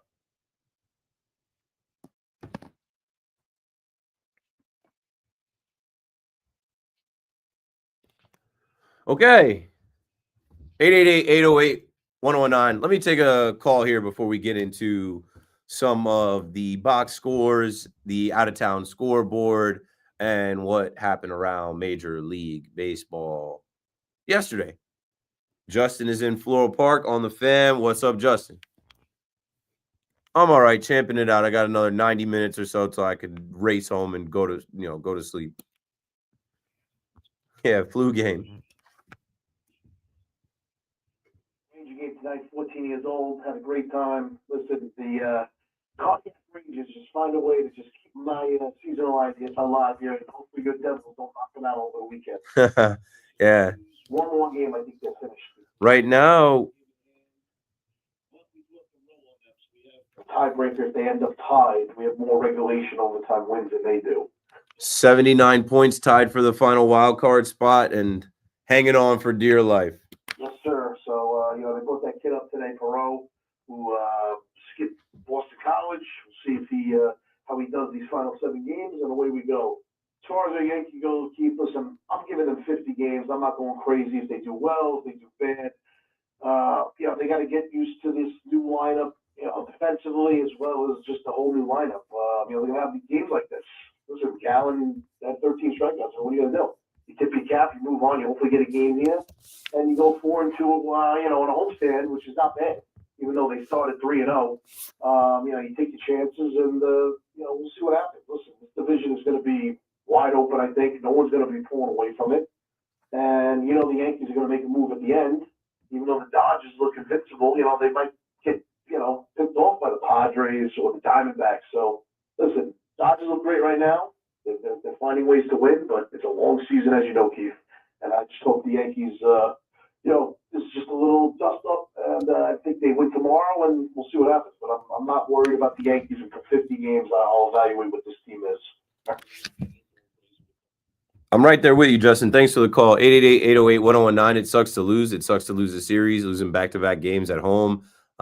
It sucks to blow a lead and then also rally late and not be able to come through. But there were positives in both games. Will Warren, TW, the will to Warren, him, getting through that outing, going 5 innings and kind of out-dueling Corbin Burns. Even tonight, Rodon, in the chat, they were just saying, Rodon, in the past, Rodon would get pulled. And instead, he gutted it out and he kind of saved the bullpen some after, you got to look for the positives early in the season because these games, you're going to lose games. They're not deciding anything. Volpe, super positive. Leave him exactly where he is. Let him keep doing what he's doing with his torpedo bat. Wells, even though like I said, they struck out 30 times in the last 2 days. Wells didn't strike out tonight. And, speaking of the strikeouts, Zach Gallen was on. He was balling. He was locked in. And, that's why you got to try and secure that win against Corbin Burns. Well, after facing Corbin Burns and Zach Gallen, the Yankees will dodge Paul Skeens. I don't know if you guys saw Paul Skeens and Livy Dunn, their photo shoot. They're in GQ, LSU, superstars, millionaires. Well, Paul Skeens dominated in the Yankees spring training home. The Yankees head out to Pittsburgh. They will not see him. He's down there at the Boss, George M. Steinbrenner Field. He goes 7 innings, 3 hits, 0 runs, 0 walks, 6 Ks. Easy. You know who else dominated? And, I mean, he looked all right on opening day, but the Yankees were able to get to him. Freddie Peralta. Freddie Peralta gets back out on the mound against the Kansas City Royals, and he goes 8 innings, giving up 2 hits, only 1 run, 8 strikeouts. Good for Freddie Peralta. You know, when I'm looking around Major League Baseball too, and looking at the Diamondbacks are 4-2, and they've just won back-to-back series to start the season. I think they faced the Cubs, and they beat the Cubs in the first series that they had. But at 4-2, right, they are in 4th place in the NL West. The Dodgers are 8-0. The Padres are 7-0. The San Francisco Giants are 5-1. And of course, the Rockies are 1-4. But the Diamondbacks, I think they're going to be pretty solid based off their pitching and their lineup and even their bullpen. I think they're going to be a solid competitive team. This is a team that was in the World Series with a lot of these characters just 2 years ago. Right now, when you look at the American League East, the Toronto Blue Jays are about to come to New York. They're in first place. They're 5-2. Tampa, 4-2. The Yankees, 3-2. Just haven't played as many games as them. Baltimore, 3-3. Boston Red Sox, 2-4. Let's go down to New Orleans and talk to Glenn on the Fan. Welcome back, Glenn. Hey, it'll be okay, Guggenheim. It'll be better than okay. And your tour's almost done for the night. They're talking about some of the pitching performances, and I'm a Boston fan, so Crochet had 8 innings, 4 hits, no walks, I think 8 punch-outs. He looked good at this kind of performance that I expected to see on opening day. It gets from him. As far as their players, that finally got a couple of hits. Their the best player on the team so far this season is Kristen Camp. Yep, and he got paid. I'm glad that they extended him. The Yankees, people don't have to worry about anything. The Yankees are going to be there. You go up against people like Gallen and School and Castillo. Good pitching needs good hitting, and that's why great starting pitching is still, to me, the number one priority in baseball. Yep. That's just my take on it. Keith, hope you enjoyed the NCAA tournament. And I'll be listening and I'll call you again as the baseball season rolls on. Thanks for the call, Glenn. Have a good one. 888-808-1019. It's funny. I have enjoyed March Madness, and I have a bracket, and I'm so mad at myself because I did the dumbest thing. I have the correct Final Four, but the math was not mathing. The number that I put for my championship total, the total combined final score, I put 135 points. I think I had dyslexia. I meant to put 153. I'm like 135 points, bro. I'm like 135. That'd be the women's score. I know I'm gonna end up botching this, and these, it's just so stupid. It's just a mistake that you make when I made 4 different brackets. But the bracket that I have Auburn, I have Florida, I have Duke, I have Houston, I have Florida versus Houston in the championship. I have Houston as my national champion, and I have 135 points as the combined total. Now, this is in the WFAN 2025 bracket challenge. Mark Malusis and his 5th bracket, they are number 1, and he has the same Final Four, the same championship, the same winner, but he put 157 points. So when Mark wins, I'm going to be mad because I'm going to be like, I could have possibly been there, but I made an error. There's another person, Steven Fishman, got the same Final Four, correct Final Four, got the same matchup, Florida versus Houston. What's his total? 179. So if it's a high-scoring game, he's going to win over Mark. And there's one other person, I think, in front of me with the same combination. Yep, Mark Weiss. Same Final Four, but he's got Auburn in the championship versus Houston. So actually, that doesn't count. If it is, no, here it is. Jackie Cavendish. She's got the same Final Four. No, she doesn't. She has Alabama, so she won't be in it. I think there's 3 winners. So actually, if it's Florida versus Houston and Houston wins, I'll cash the 3rd one. I'm just mad because I'm like, why would you put them to score for the score to be like 66, 68, 66 or something like, oh, bro. Or not 68, 66. I think 68, 67 would be the score total for that. Dumb. I picked I'm right there. I'm right there. Anyway, 888-808-1019. No one cares about March Madness because everyone's talking about is torpedo bats, and now the Yankees striking out, and Pete Alonso and Shohei Ohtani and the Dodgers, and Jackson Merrill and his contract, and Christian Campbell and his contract, and Ketel Marte and his contract, Paul Skeens dominating, and Livy Dunn and Paul Skeens on the cover of GQ, and what else happened? Oh, after Mark Leiter Jr. blew it, Al Leiter's kid, Jack Leiter, said, I gotta repair the family name. He goes out there today and he absolutely shoves. He goes out there today, he throws 5 innings, only gives up 1 hit, 6 Ks, and the Texas Rangers are able to win 1-0. And he did that against Ellie De La Cruz and the Red Sox. I know Ellie De La Cruz is not on the Red Sox. And the Reds. Jose Trevino and the Reds. Anyway, 888-808-1019. Let's take a look at the out-of-town scoreboard. I already told you about Paul Skeens dominating. The Pirates beat the Rays down at George M. Steinbrenner Field 4-2. I already told you about Freddie Peralta dominating. The Brewers, in 11 innings, were able to beat the Royals 3-2 to take that series after the Royals smacked them 11-1 in their home opener. Look at the Cardinals. Just when you think the Cardinals are going to be trash and selling everybody off and Nolan Arenado is going to be a Yankee. I mean, Nolan Arenado is balling. He's batting .391. Let me click on him right now. He's batting .391.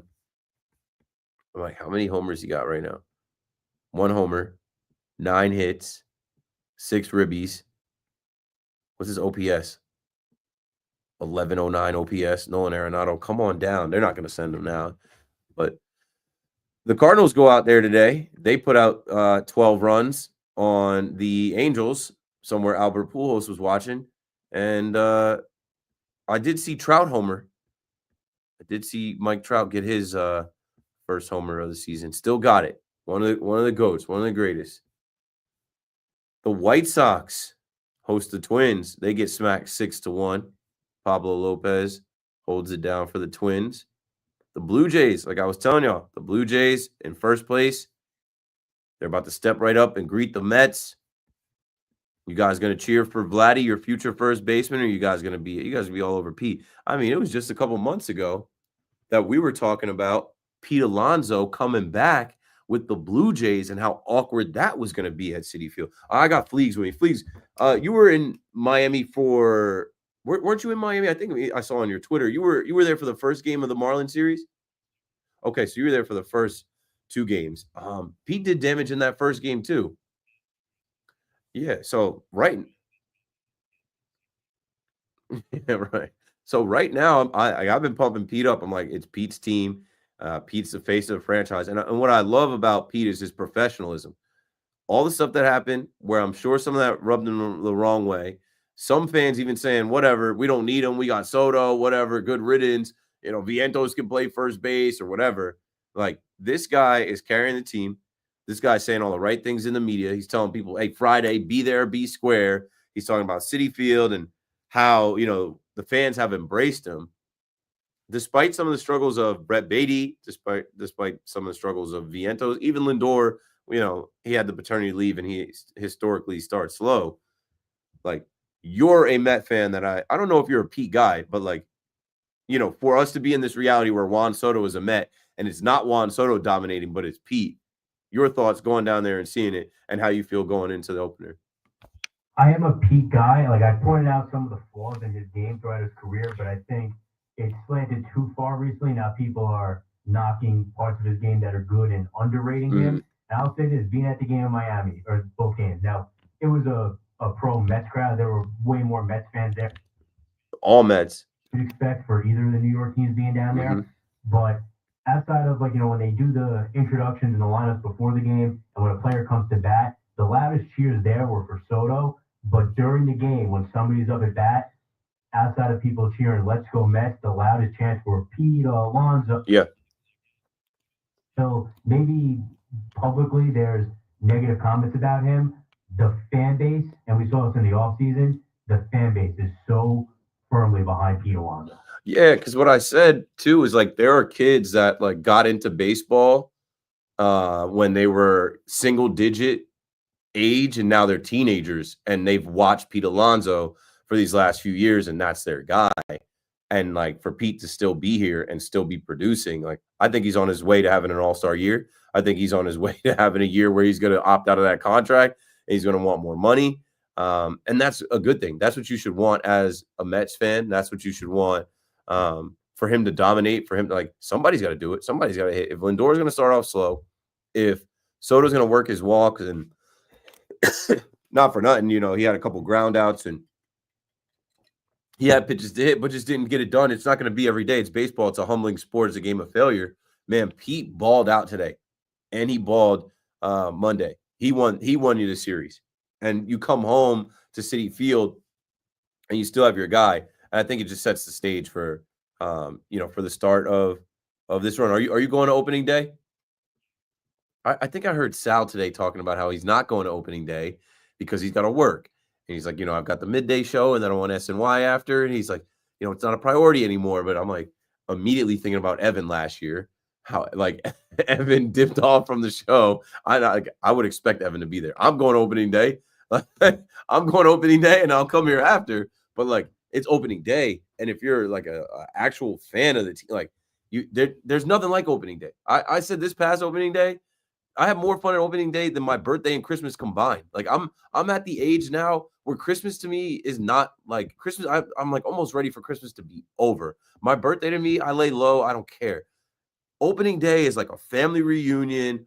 Opening day is a drinking holiday. Opening day is a baseball holiday. Like the stadium's back open. It's just a festival. It's a baseball carnival. So like, I don't know, if you can go to the game, why not go to the game? I wonder if they're going to do what they did in the postseason where they like added extra standing room tickets, where they added not extra seats. Standing room only tickets available. I think they'd be wise.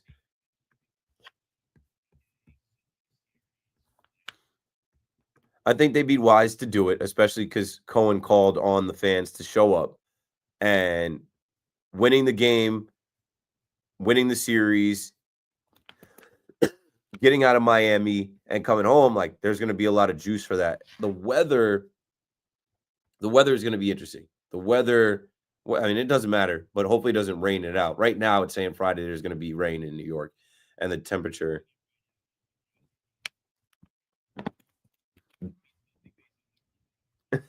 But you hope to be good. I think I heard that they're opening up the parking lot at noon. So, I mean, hopefully the rain clears away, and you guys can have your day. You can have your opening day and all of the hype of the season. And, it's good to get back home. These guys get to get back to their families. They've been on the road. They go 3-3 on the road, starting in Houston, going to Miami. They get back to, Citi Field, and I'm sure there's going to be some new things. Obviously, the 5-borough race. There's going to be the giraffe and the ferry and the pizza slice. I'm not even trolling, but it's like there is, there's a lot to look forward to here. And I think that, Pete Alonso and his heroics in Miami really helped the vibes and the energy going into opening day. 888-808-1019. Let's take a break here. When we come back, I'll finish the out-of-town scoreboard. When we come back, I'll take more of your calls. I just need a break. I got a cough, and I got to take a drink of water. Please, can we break here? Are we good? Yeah, let's take a break here. Keith McPherson on the Fan. KM to 2 a.m. returns right after this. Fuck.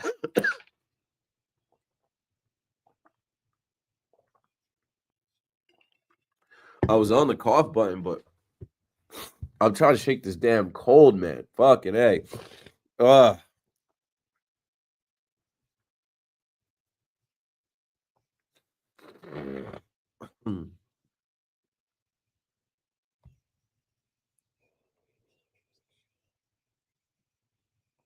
I need Houston to win this national championship, boy.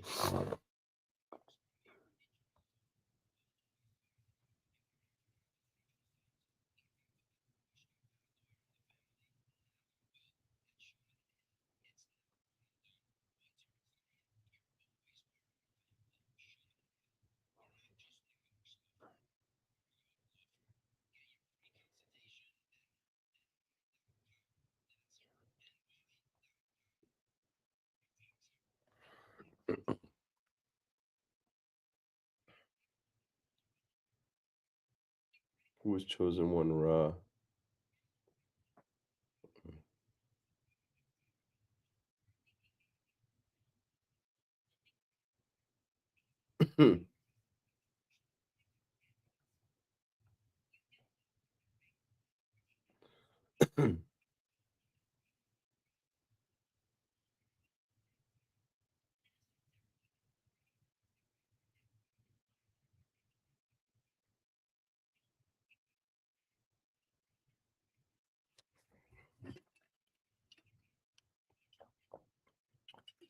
All right.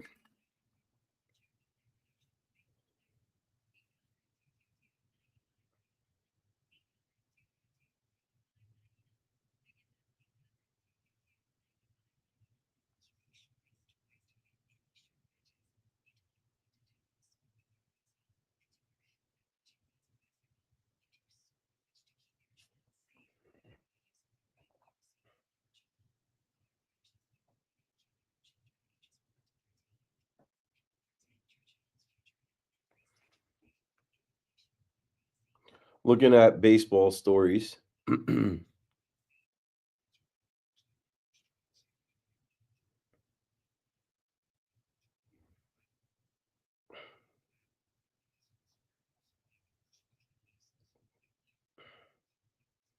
Braves 0-7. That's tough, bro. Let me see. I saw somebody put Castillo shoved tonight. Let me see. As we finish the out of town scoreboard when we come back. Castillo and the Mariners beat Tarek Skubal. Pitching duel. He goes 7 innings, 5 hits, 2 runs. Gets the best of Skubal. We'll go there. I think I did the Rangers. I did the Rays. I did the Brewers. I did the Cardinals. I did the White Sox. I did the Blue Jays. So I got to go Cubs, Padres, Mariners, Giants. I think we already talked about the Red Sox, Phillies, and we already talked about the Dodgers. Dodgers sweep the Braves.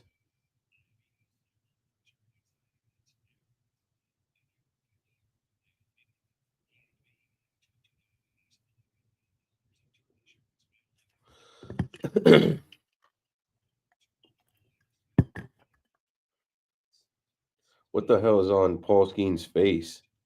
Acne? Jeez. Now the 0-1 pitch. This guy's so young, he's got acne.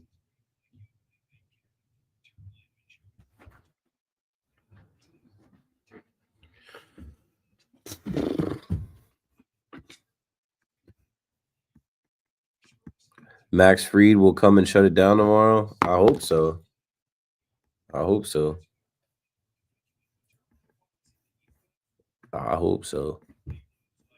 He needs a better outing than the last one. The last one wasn't bad, but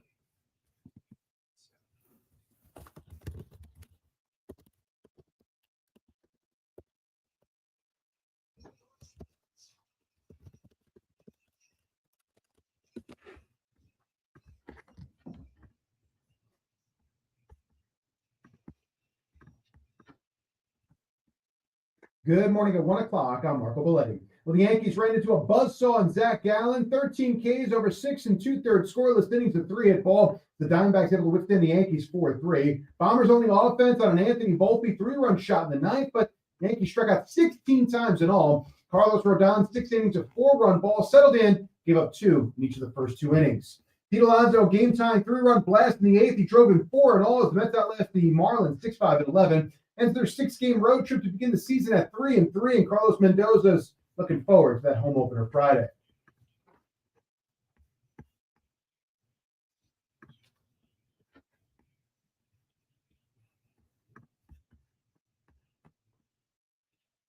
Nick started hot, ran out of gas in Cleveland, 124-105, outscored by 26 in the second half as Donovan Mitchell led the Cavs with 27. Meanwhile, the Rangers looking to continue to fight for every point.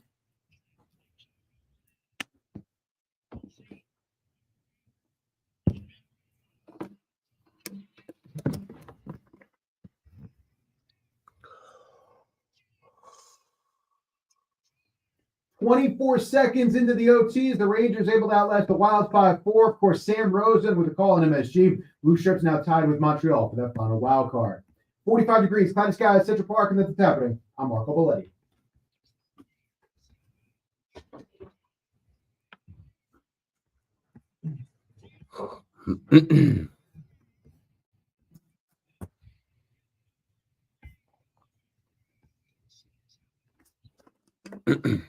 All right, here we go.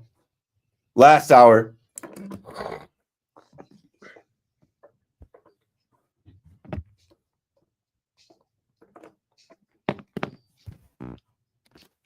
All right, here we go. My last hour on the fan tonight. And I'm going to go home and hit some NyQuil, hit some elderberry, and try and sleep this off. I feel like I'm coming out of it, and I hope to be 100% for the show later on tonight. Keith McPherson on the fan. We call this KM to 2 a.m. I was hitting you with the out-of-town scoreboard before we went to break, so let's finish it. The Tigers lose to the Mariners in a battle of aces. Luis Castillo versus Tarek Skubal. Luis Castillo outduels him. He goes 7 innings, gives up 5 hits, 2 runs, and Skubal goes 5 2/3, gives up 6 hits, 3 runs. Let's see. The Giants beat the Astros 6-3. The Red Sox game, I think we talked about, but the Red Sox beat the Orioles in Baltimore 3-0. Yeah, we talked about Garrett Crochet and Devers coming through and Christian Campbell getting the money. The Phillies, look out for those fighting Phils at 4-1. They beat the Rockies down there at Citizens Bank Park 5-1. And Zach Wheeler, one of the best in the game. Zach Wheeler goes 7 innings, 3 hits, 1 run ball, 10 Ks. You already know what happened with the Yankees. You already know what happened with the Marlins, or with the Mets against the Marlins. And we told you that the Dodgers stay undefeated at 8-0, 6-5 victory with Shohei Ohtani walking that game off. Still looking for any type of stories in Major League Baseball that I did not hit on. I think we pretty much touched on everything. We do have to play the Keith Hernandez hot mic. I think I sent it to Connor. And I jokingly told one of my boys, I was like, Keith Hernandez must have been watching the Yankee game. Can we play Keith Hernandez hot mic? Awful announcing has picked it up. All baseball outlets have picked it up. Keith Hernandez, we don't deserve Keith Hernandez. He's just real, authentic, and the best. And obviously calling the Mets game down there in Miami tonight. These were his thoughts before, Pete Alonso really got going. He wasn't talking about Pete.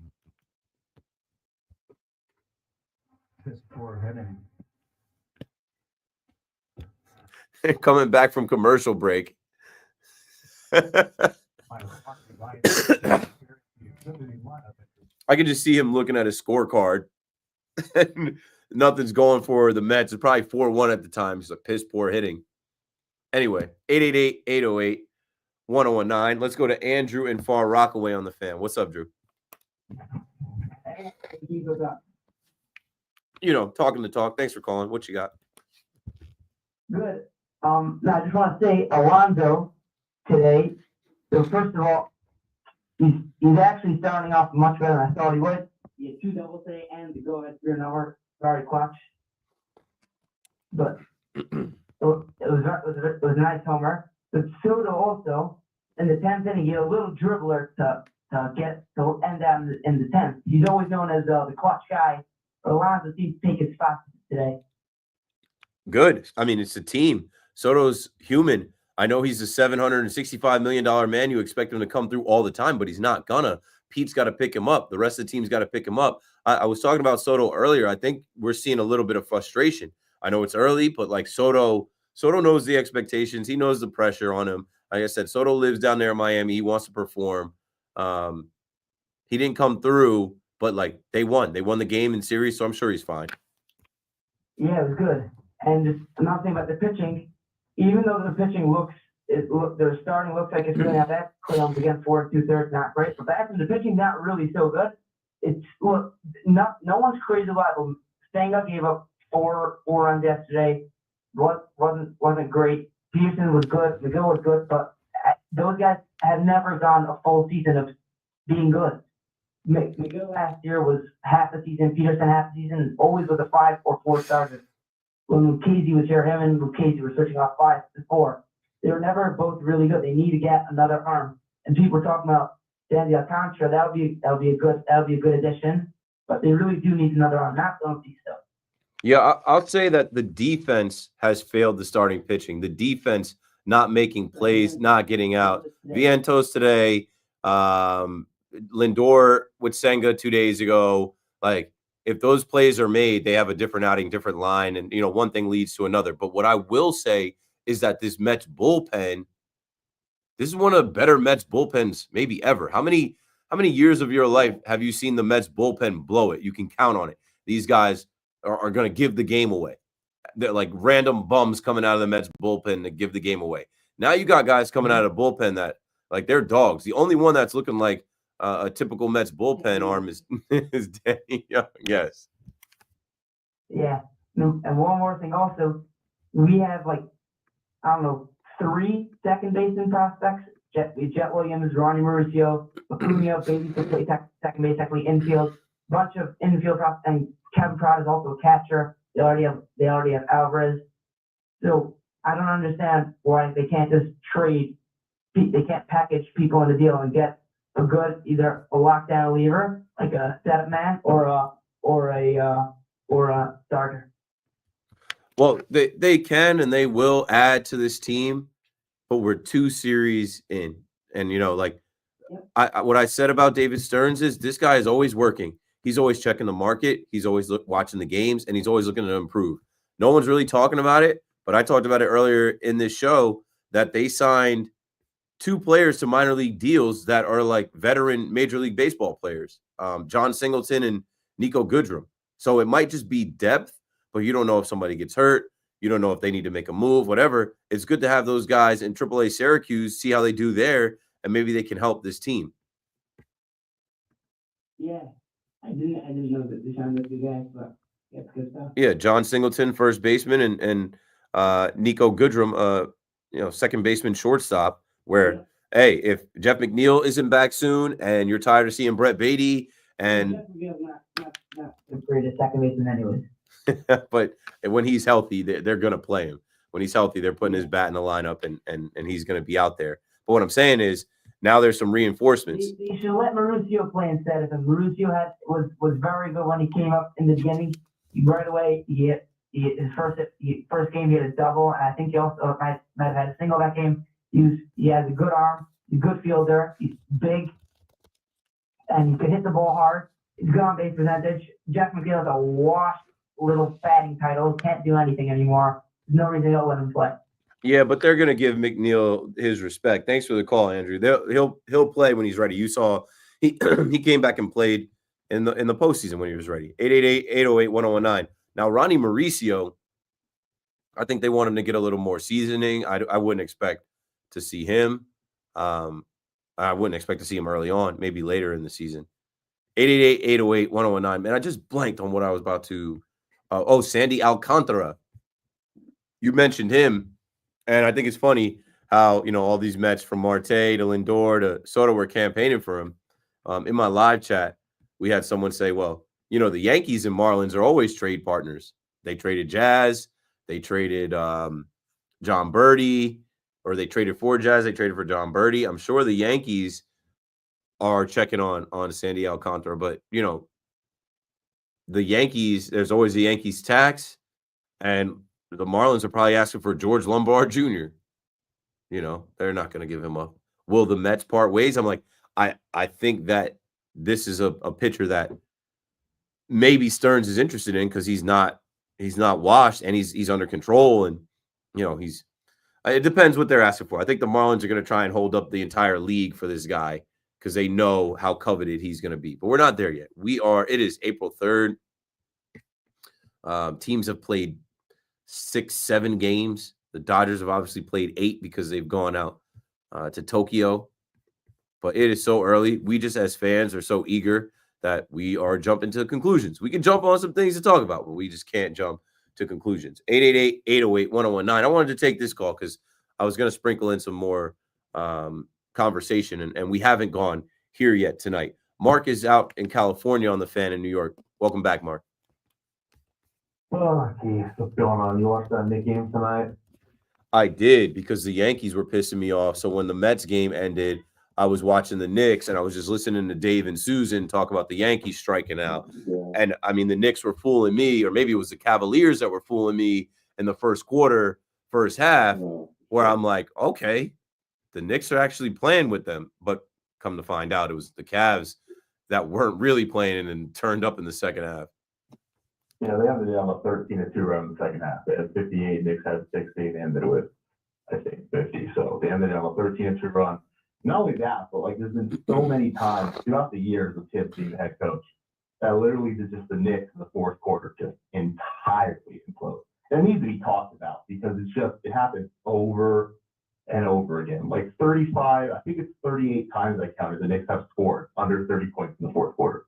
And they've only won 12 of those games, by the way. So it's staggering, man. This is a massive problem. His rotational that he does with his minutes for players is atrocious. It's horrible. He just plays guys till the wheels fall off, and it's just not very good. Mitchell Robinson and Karl-Anthony Towns do not look good together at all. Teams are shooting more threes. The defense is actually imploding, and it's just not enough time to really get it together. And then you're going to put OG back when Brunson comes back, and he struggles sitting next to both of those guys. So if the Knicks play the Pacers in the first round, good luck. Because they're a team that can really just embarrass the Knicks. I can't wait to see what it actually looks like when the Knicks are healthy, when the Knicks are in the playoffs, and it's go time. Is there going to be a difference? It just sucks to keep hearing the same narrative that they can't beat good teams.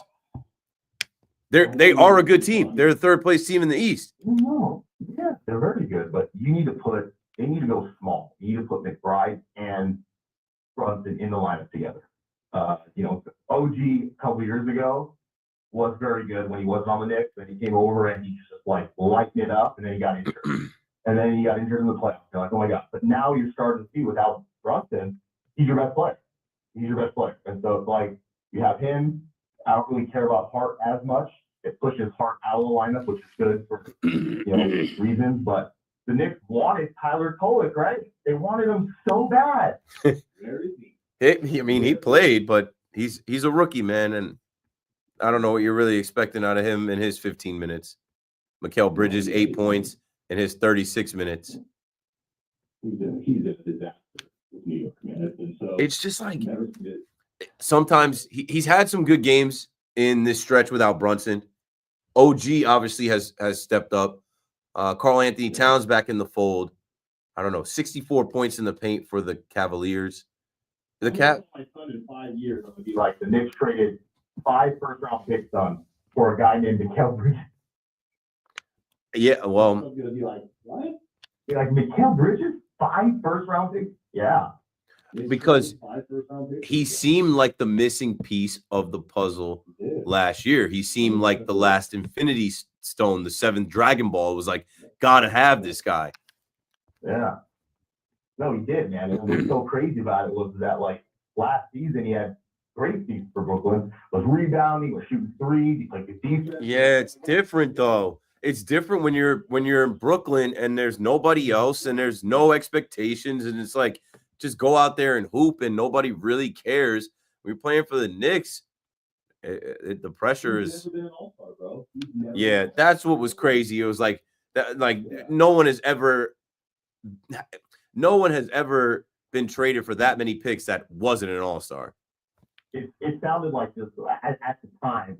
I was like, oh, McCumber is nice pick, but it sounded more desperation that the Knicks just needed something. And then you said like, oh my gosh, like you're gonna get all the Villanova guys back together, and then all of a sudden they trade for Karl-Anthony Towns. You're like, what the heck? Like where's Dante? Where's what's his name? It's Randall. It's done, and then all of a sudden now you have this like monster team. So unless they go on and make a trade for somebody else next year or do something else, I think it's going to be a quick second round exit. I'm not super happy. Do I think they could beat Cleveland healthy? I do. I think Cleveland's the one team that they can match up well with Boston. Forget about it. It's not happening. I hope, but yeah. I mean, we just got to see. Draft in 3 weeks. Who you got? Draft in 3 weeks for the Giants, Travis Hunter. For the Jets, Tyler Warren. Tyler Warren is very interesting. I've been hearing a lot of like give Justin Fields a Tyler Warren tight end option to throw little short passes to up the seam. Get that guy. Like, come on, man. They don't have the greatest wide receiver room, but you add this guy. They're like I think there's an option for them to draft him there, or if they go offensive line, that's fine too. But I just feel like you want this Jets offense to have that weapon. And when you look at the Lions offense and how they use Sam Laporta, like this kid's going to be better than Sam Laporta. I don't think Tyler Warren's going to be available. I think Jets pick at 7, right? Yeah, he could be available at 7 for sure.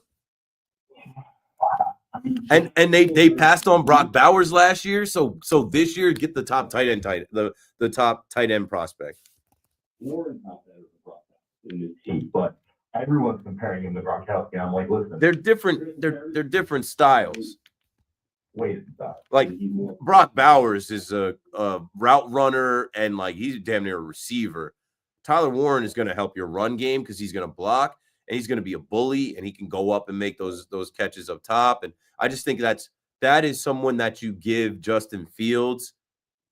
That's just like a safety blanket for Justin Fields. Thanks for the call, Mark. 888-808-1019. Well, you got to, a couple of the things that I had in my notes for this last hour. Also, congratulations is in order for Carmelo Anthony. Carmelo Anthony has been notified that he's been elected into the Naismith Basketball Hall of Fame class of 2025.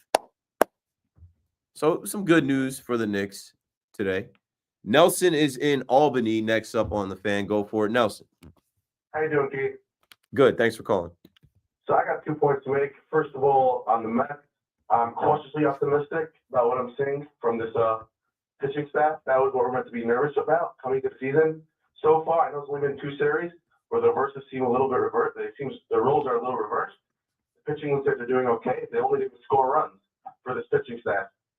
Today, Alonso came in the clutch. I did not expect that from him. I was getting very nervous. I don't understand also. I think Beatty doesn't look like he has anything right now. Well, why do they just keep Acuna in there? They're giving him an opportunity based off of what he did in the spring. The spring is over, but they want to see this kid show that he can do it because they've seen him do it. He's the whipping boy right now. If there's one player that Mets fans are looking at and saying, why is he here? What does he do? He doesn't fit the standard of this, winning team that we're trying to put out there. It's Brett Beatty. And then Vientos close second. I think they should have already taken him and package him up for a deal. I heard actually from Keith, he's going to get advantage in the game. That the Marlins are very interested in him. Are they? That's what I heard. I mean, what is there to like? You got to give to get. He's batting 071. He's grounding in double plays. He doesn't look that solid in the field. Like I don't know. It's like if they're interested in him, maybe he can be in the Sandy Alcantara package. Right, that's true. And then McNeil, I don't think they should do whatever they could to keep him off the field. Like you said, we have a bunch of young kids. We need him. Nobody wants to see him. He just makes us frustrated. You know? Yeah, maybe Jeff McNeil has a setback. I don't know what the timetable is on Jeff McNeil's return. I think earlier in this week they said he was swinging a bat again. Right. And then Soto, he's pretty mediocre. I know he gets on base a lot with his walks, and he's not starting off the way he started off with the Yankees. Yeah, because he's not on the Yankees. It's a different lineup. It's a different team. And like I said about Soto, it looks like he's pressing. He's getting pitches to hit. I had in my notes, bro, he got an 88-mile-an-hour cutter right down the middle in the top of the zone, and he rolled over it. I'm like, what the hell? I'm like, so what is happening with Soto, bro? I'm like, this guy, is he trying too hard? Is he pressing? Because it's, in play, 88.4-mile-an-hour cutter. It was it was the second pitch in the top of the zone. Like, right. I thought he was going to mash that. I thought he was hitting that out of the park. Me too. I was And waiting for it. he saw a cutter the pitch before. He saw a 93-mile-an-hour cutter for a ball the pitch before. I don't know. I was surprised. I've seen so many of his at-bats. I'm like, that pitch, I'm thinking he sends out of the ballpark, and he rolled over it. Yeah, but he's the least of my worries right now Because you know what he is. You know what he is. And I think him getting back to New York, playing those first home games in Citi Field, you know what he does in Citi Field as an opponent. So, yeah, it is what it is. It's an early start. Soto showed himself that second game of the season where he homered after Hader struck him out the night before, and it ended that way. I called that. I'm like, I guarantee you homers. I bet on it the next day. Soto's going to post. I wouldn't worry about him, especially when you got Pete showing up. It's a team. If Soto doesn't do it, Pete's got to come through. 100%. And on the Knicks, I was just curious your take because, I'm a big Knicks fan. Last year, they weren't as talented of a team, but I felt it. We felt the energy, all Knicks fans. Going into the playoffs, we thought we could do something. This year, they have a better team. They're more talented. First of all, it's not as fun. And second of all, they're not, I think they're stagnant right now. They win, who they went to win against. They lose against the Cavs and the Sixers. Celtics, sorry, not Sixers. And, and they're just, I don't think they're going to go anywhere in the playoffs. That's my feeling right now. I'm curious your take on that. Yeah, I'm not a Knicks fan, and thanks for the call, Nelson. And early in this season, I had some takes on the Knicks, and as soon as you say anything against the beloved Knicks in New York City, oh, you're a hater, you don't know ball. And what I had said was they don't have the guys. That this configuration of the team is not going to be able to do it this year. Maybe if they tweak and change the team in the next couple years, maybe if this team has more games and more years to grow together and develop their, what's that key word everyone uses? Chemistry. But they don't have the guys to compete with the top two teams in the East. They don't have the guys to compete with the top teams in basketball, period. You know what I'm saying? Like, if you Google New York Knicks or you go on Twitter and search New York Knicks, there's a stat up there about them being 0-8 against the top teams. That has been the narrative. They are good. They win games. They'll beat the hell out of the Sixers. But then the next night, they'll go to Cleveland and face the Cavs. They'll have a 15-point lead, and then they'll end up losing by 20. Yeah, StatMuse. The Knicks are 0-8 versus the top three teams in the NBA. So what does that tell you? Where are you headed? You hope that they get a draw where they can get out of the first round. But right now, if the playoffs ended today, they're facing Giannis and the Bucks. I don't know. They need Brunson to come back, and they need to have an identity where they can be flexible. One night it's Brunson, one night it's Cat, one night it's OG. Mikal Bridges being a secondary piece too. But when you look at the Celtics, the reigning champs, the Celtics healthy, no one thinks that the Knicks can beat the Celtics. Like I said, I don't even know if they could beat the Bucks if Giannis is going crazy. Giannis is a champion. He's done it before. I don't know. We'll see. But my other take about the Knicks was that they're not going to win with a team that has pretty much, I know Mitchell Robinson, and I'm not talking about bench players. I said they're not going to win with the team that they put together foregoing the draft, right? Because the Knicks have missed on so many draft picks over the years. They get good now in these last 4 years with a team full of guys that they traded for or signed in free agency. And they have good players. They win games. But when you look at the team, you put this team together, and it's a trickle-down effect. There's a domino effect, right? Because of how you signed iHeart, You weren't able to offer him what OKC could offer him. So you lose him. You lose him now. Mitchell Robinson is hurt. You got to trade for a center. You end up trading away Dante DiVincenzo and Julius Randle. And I thought that most fans were ready to see what the team looked like with a healthy Julius Randle, Dante DiVincenzo, OG Anunoby, Josh Hart. So then it's a new team now. But in theory, it's like, okay, Karl Anthony Towns is a beast, and it's just, I don't know. I think it's too quick for them to be able to rock with the top teams. Your arm's too short to box with the god. They're not on that level yet. Like Pun said, you're not even in mi clase. They're a good team, but like you need to be great to win a championship, and there are great teams that they're going to run into. And that's the problem with the Knicks. A second round exit is going to be old at this point. A second round exit is not cool anymore. A second round exit, the fans aren't going to be chanting Knicks in 8, waiting to dap up the players for a good run to the second round. A second round exit this year is going to be like, this is whack. Like, we're supposed to progress. This is supposed to be a story of developing and getting to the next level. We're supposed to get to the Eastern Conference Finals. We're supposed to get to the finals. 888-808-1019. I had a take back in the summer at Fanatics Fest where I was like, this group is not even going to make the Eastern Conference Finals. People killed me for it online. And that was before they had Cat. I'm like, they're not going to, bro. I'm like, this is not March Madness. Putting together, Jay Wright's Villanova Wildcats is not going to be a formula to get through the Celtics or the Bucks or the Pacers who knocked you out last year or the Cavs, who I didn't know that Kenny Atkinson's Cavaliers were going to look like this. Listen, it's basketball. Anybody can get hurt. It's basketball. Somebody can get hot, but it's like we have enough of a sample size where if you're a gambling man, you're not betting on the Knicks to win the finals this year. You're not betting on the Knicks to get to the Eastern Conference Finals this year. And that's not hating.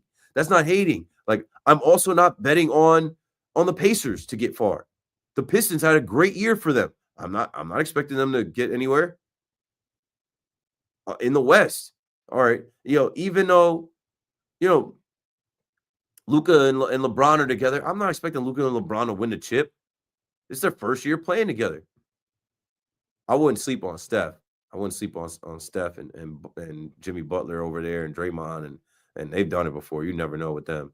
Right now, like, the West is going to be what to watch. Like, in the West, if the playoffs started today in the West, you get the Lakers versus the Timberwolves. You just saw the other night the Timberwolves versus the Nuggets, like Ant-Man versus Bron. Rudy Gobert out there, Luka out there, Naz Reid. Like, the Nuggets with Nikola Jokic versus Steph. That's the first round matchup. Jokic versus Steph, the 4-5 matchup, it's fire. Even the play-in, like Clippers, Grizzlies, John Morant still trying to be NBA young boy. The Mavericks sucks that the Mavericks don't have Kyrie. That Kyrie went down. But yeah, I mean, in the NBA, let's see if the Thunder can do it this year. I don't believe in the Rockets. I think it's the year for the Cavs to get through if they can beat the Celtics. And don't sleep on Steph and the Warriors or the Nuggets getting back. I just think it's something to be said about teams that have been there and done that. And I won't count the Lakers all the way out, but I don't think the Lakers are getting it done. 888-808-1019. All right, I'm going to take a break in this next minute. I have 3 calls. You guys stay on the line. Yankees calls, Mets calls, Sandy Alcantara. Before we go to break here, there was an article that I was reading in the Bronx Daily about the Mets and Yankees and how they're scoring big for the economy here in New York City. Major League Baseball is back in New York City. Whenever the amazing Mets or the Yankees play in our city, our economy wins. We know that sports are not just good for our spirits, but also for our wallets. Last week, our administration announced that regular home games played by the New York Yankees and the New York Mets during the 2025 regular season alone are projected to generate $909 million in economic activity in our city. So it's good when the Yankees are good. It's good when the Mets are good. It's good when baseball is back. The Mets are on their way back. It's going to be lit in Queens. It's going to be lit in Yankee Stadium as we get into warmer spring and the summer months, and we hope that we can get to the World Series. Who knows? A Subway Series is so many people. I doubt that, but like, man, it's going to be good times in 2025 around baseball. This is the capital of baseball. This is where Major League Baseball's offices are. This is where the best fans in the world are. And now there are superstars on both sides, on both teams. We're in for a great year. So don't panic with what you've seen so far in 2 series. These teams are going to win, and the ballparks are going to be packed. We're going to have a lot of fun. Keith McPherson on the Fan. If you're on hold, stay on hold. 888-808-1019. When we come back, I'll sprinkle in the rest of the stuff from my notes. A couple of notes on the Giants. Just some things I wanted to say about Shedeur Sanders and Russell Wilson and that. And then, we'll take the rest of the calls on the Mets and the Yankees and Sandy Alcantara. Stay with us. We'll be right back.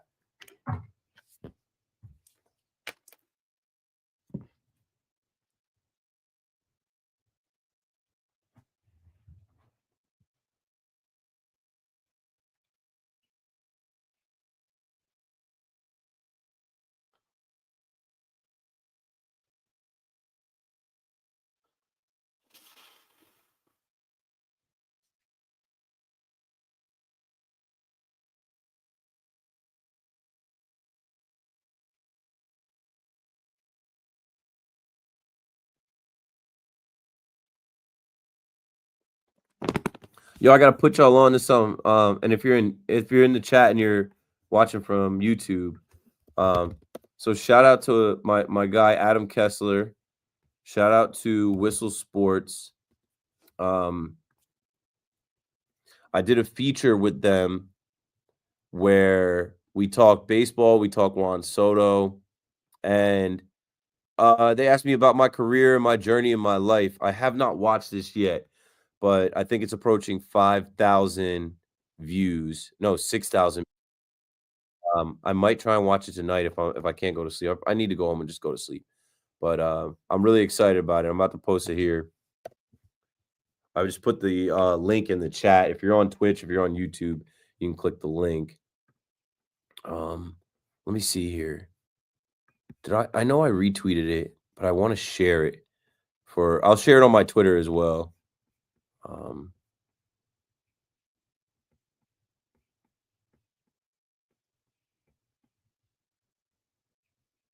People just say anything, bro. I'm looking at my live right now on Twitter.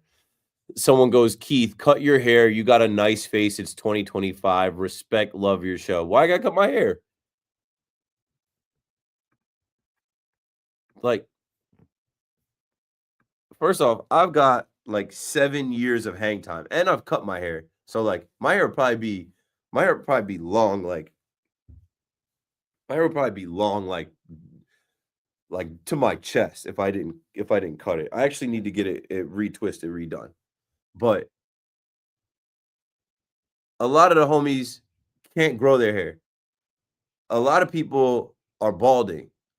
A lot of dudes wish that they had hair like this. So I'm not cutting my hair. And you know what? I don't know if I told y'all this story. My last corporate job that I had was the last time I got like a low haircut. And I cut my hair. I remember going to Coachella. I used to have a blonde, like mohawk, frohawk.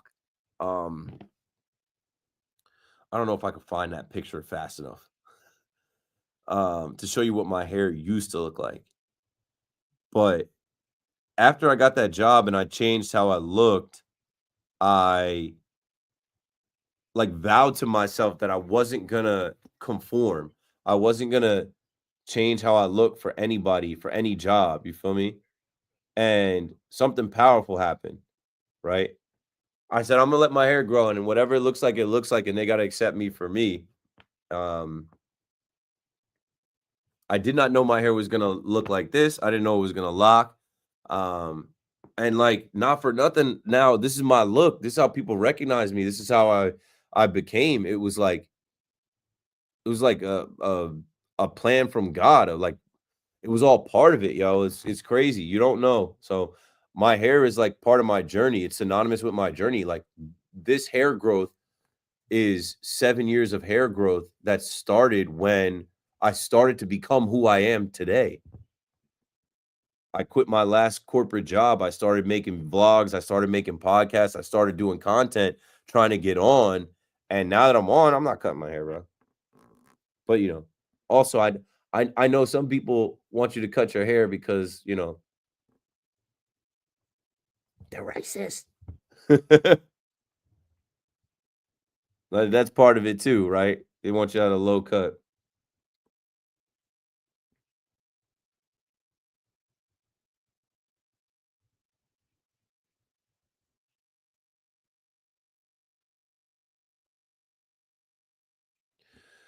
Okay. So I just tweeted that out.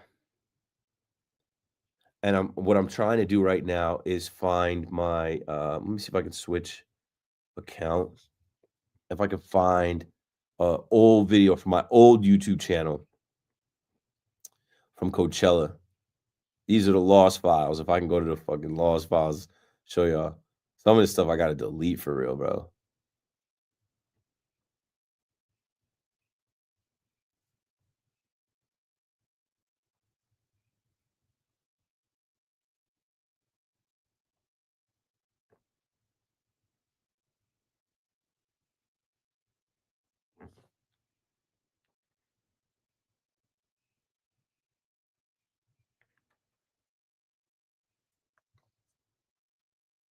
If I can get this to load before we get back on the radio.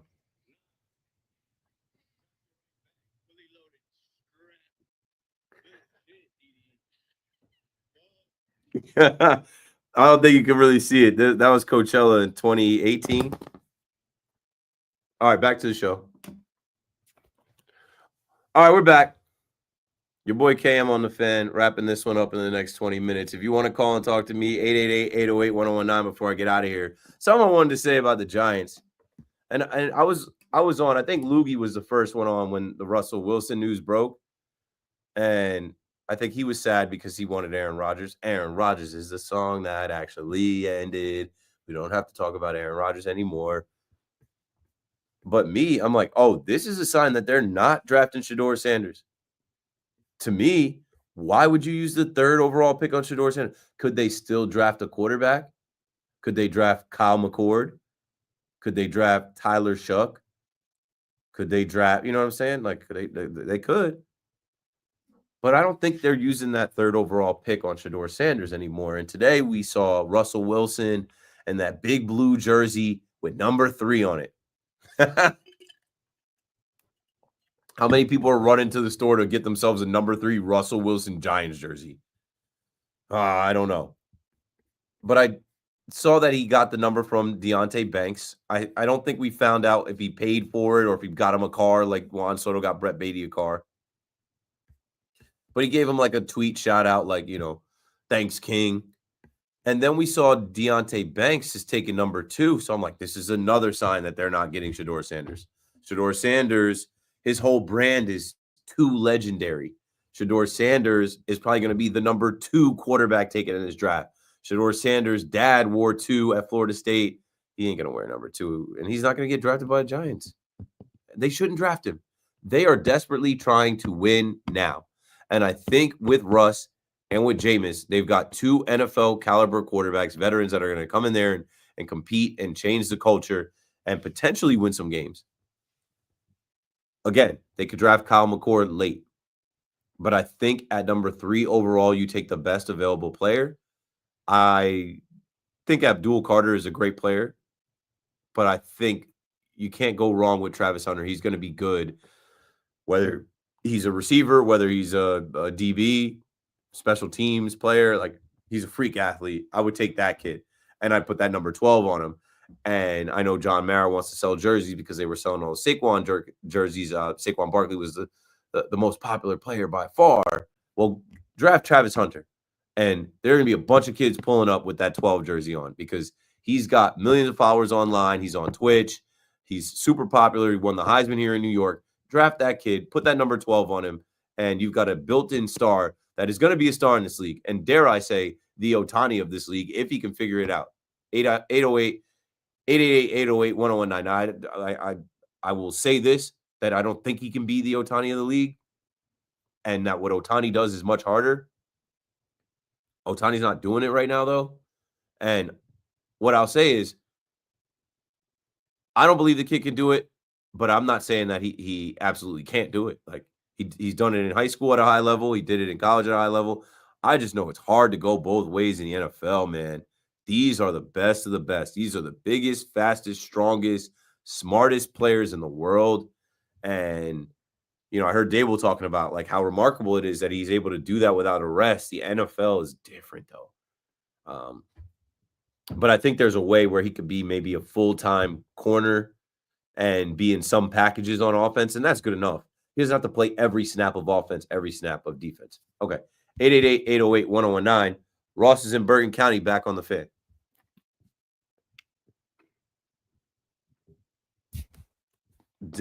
Come on, Ross. Ross fell asleep on us. Let's go to David in Brooklyn. You got it, David. Hey, how are you doing? I'm good. Thanks for calling. Right. I know it's the beginning of the season, and I've gone to today's game and to yesterday's game. Yes, I'm frustrated, but I do have like some genuine questions about like the Yankees and like third base, starting pitching, even though the bullpen was wiped out, and like in general, I know like we hit like off the Milwaukee Brewers, we hit 15 bombs, and we do just saw that they're just not a great team. Like they didn't start off great this season. The Kansas City Royals did it as well. The Yankees had 16 strikeouts, even though it's the beginning of the season and we're not supposed to be concerned. We're just overreacting. There are some like key issues that, especially coming off like a World Series win, you would expect that like they lost, but yeah, World Series appearance. I'm sorry, appearance. I said win. Yeah, I really wanted them to. Same. You would expect them to go out like the next year and go all out, like be like the Dodgers. No, I wasn't expecting to. They never do. If they got Juan Soto, they might have gotten one other piece. They didn't get Juan Soto, and they never finished the job. They will put Jay Bruce at first base. They will tell you IKF is going to be a shortstop. They will put Aaron Hicks in right field. They will tell you Josh Donaldson can. They always leave it to we can add at the deadline, or we can address this some other way. They never stack the deck. I've said that for years about the Yankees. Love them, but it's obvious. Rest in peace to George. It's been a long time. Yeah, like Hal is his son. Like the Yankees are the most successful sports franchise in history. Now we have a team like the Dodgers that they could lend those two starting pitchers and really not be effective. Yeah, definitely. I can't, as Yankee fans, we should all be very upset. It's great that we hit home runs, and like we should act like we can't really do anything because like we're all going to show up to games. But like hypothetically, they should finish the job. There was no third baseman. We started off the season. There's no third baseman. Our bullpen is weaker than last year, and starting pitching we had just had injuries. So let's talk about third base and we'll talk about the bullpen. Right now, it's Oswaldo Cabrera, Pablo Lopez, Oswald Peraza. To me, and they actually tried to sell you on DJ LeMahieu being an option there. To me, none of those guys are really good enough to be like on a World Series caliber winning team. And they've all shown us things early on where we're like, they need another bat. Pablo Lopez being in the game at the end of the game is like we're hoping that Pablo Lopez at 31, a veteran that really nobody else wanted, can do what he did in spring training in the major leagues. He hasn't been able to do it yet. Maybe he does. Maybe they believe he will. But like to you, David, to me as Yankee fans, it's not good enough. Like they don't finish the job. We wanted Nolan Arenado. We wanted them to trade for anybody, whether it was Key Brian Hayes, Ryan McMahon. Some people were asking for Luis Arias. We were like, they need another bat. Now here they are with it. Yeah, they were never doing that though. They were never giving him the $40 million. Like the Judge is making $40 million. The Red Sox had to give him $40 million. They were never giving Bregman the $40 million. They definitely weren't putting him in the locker room with Cody Bellinger, who was vocal about the Astros cheating, and Judge, who was robbed an MVP. So it's like, in theory, yeah, Bregman, but like he was never, they checked on it, but he was never going to get signed with the Yankees. But I do think, I always have a tough time with like what the Yankees owe Judge and like putting the team around Judge, because like they've had teams around Judge and Judge has propelled teams to the postseason, and the team is carrying Judge. Judge isn't like if Judge is regular Judge in the postseason, maybe they break through in, I don't know, one of these years that, like, you know what I'm saying? So, and I love Judge, but like at the same time, I can't say that they owe it to Judge and they're not doing enough for, around Judge. They've had the teams. Now you're damn sure right about that. They owe it to the Yankee fan, especially the young Yankee fan. And I don't know how old you are, but they're, yes, they owe it to you. They owe it to you.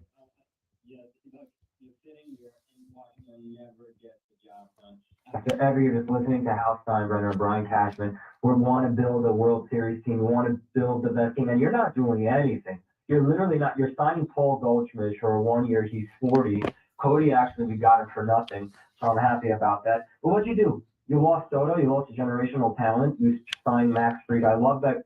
It's a bit of an overpay for like 8 years, injury prone. But thank God we have him since Cole and Yeo went right. down. But still, you didn't do anything. You finally got a taste of the World Series. So, but they did do some things, right? Like Devin Williams, he's just not here because he had his first child. But Devin Williams is your closer. We don't have to watch Clay Holmes try to close games. Luke Weaver.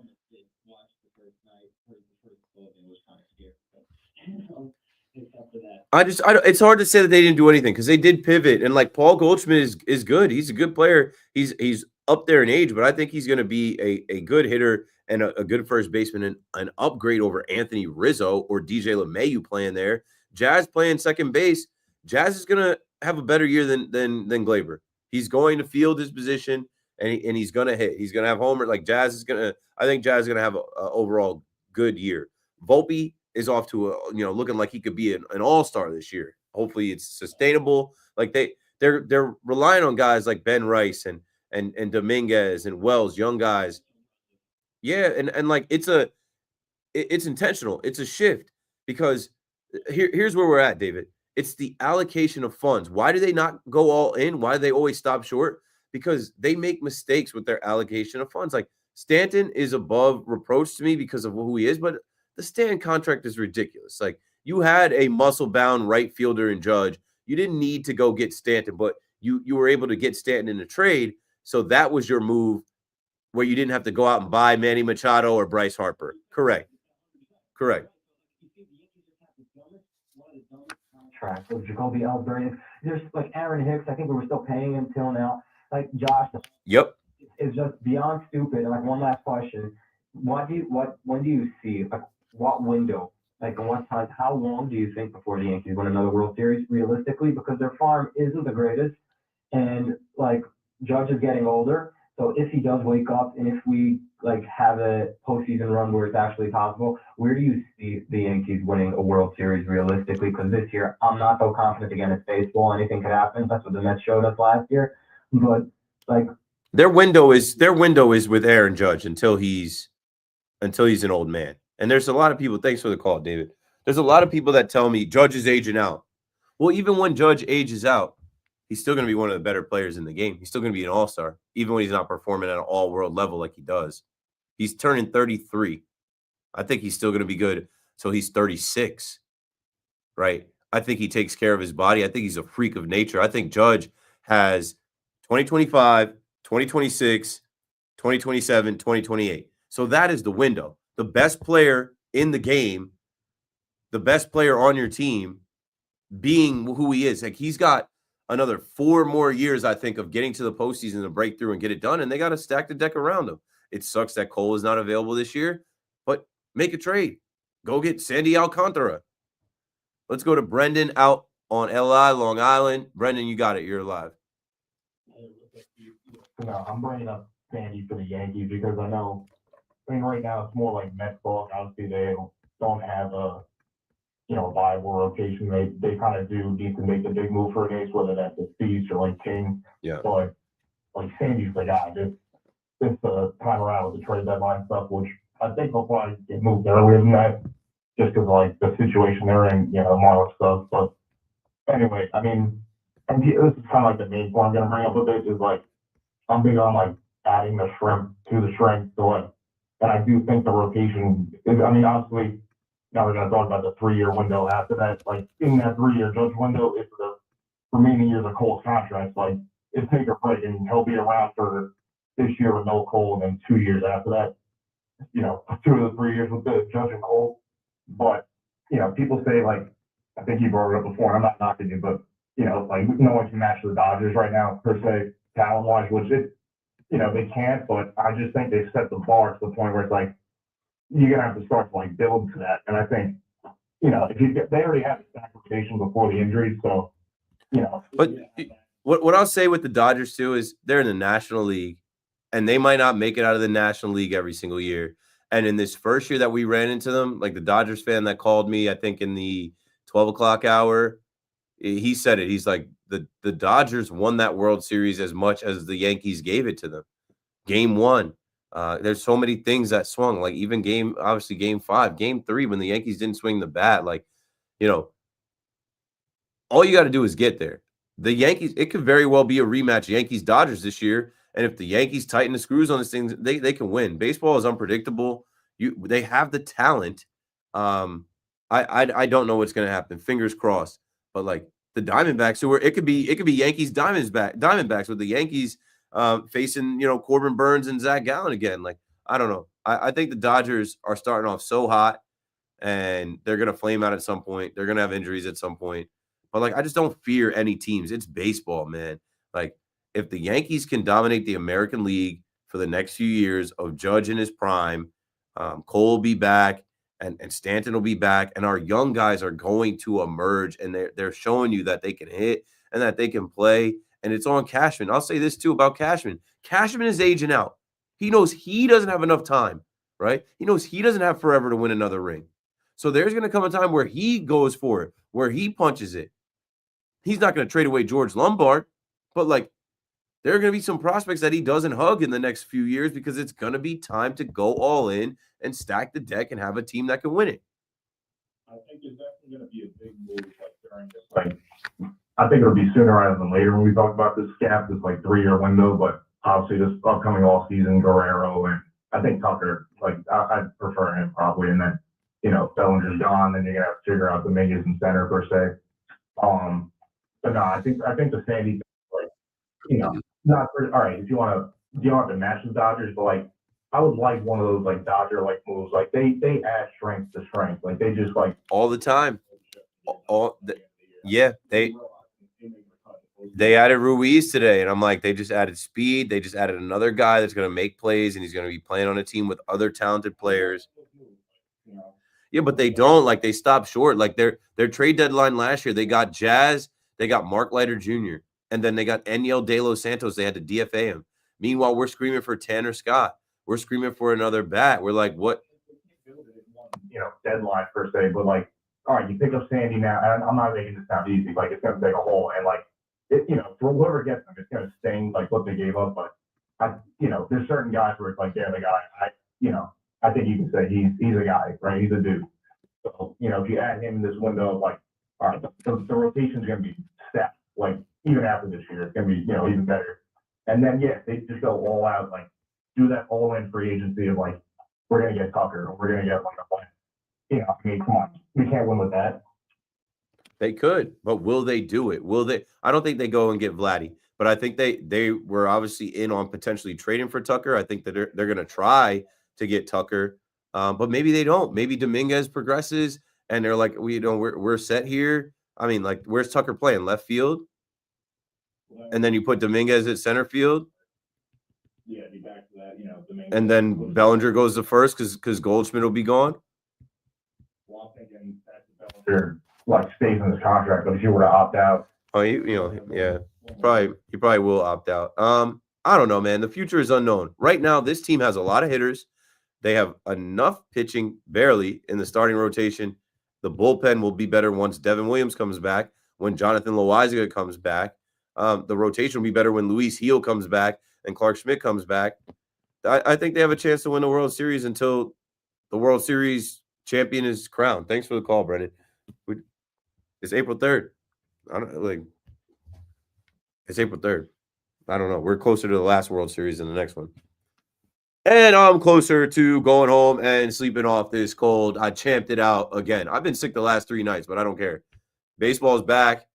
Like, I'm not skipping these shows. I'm not calling out. I'm not handing my show over, and I'm here. I'm rocking through it. So appreciate y'all, man. Everybody in the chat. Like, it's 2 a.m. There's 1,066 people in the chat watching. You guys should go to bed. Rest up.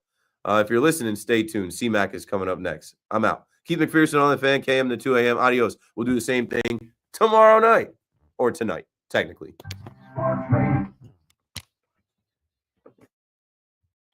All right, that's it. That's a wrap, yo.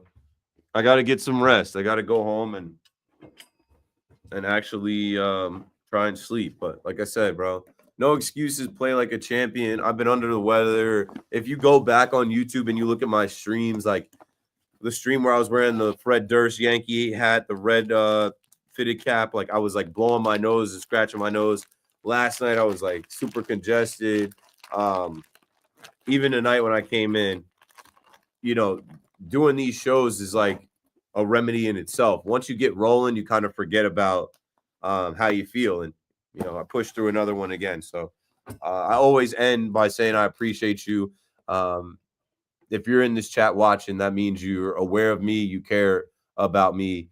You care about what I'm talking about. So I thank you for it. Keep following and watching wherever you are. We'll do the same thing tomorrow. Have a good one. Good night.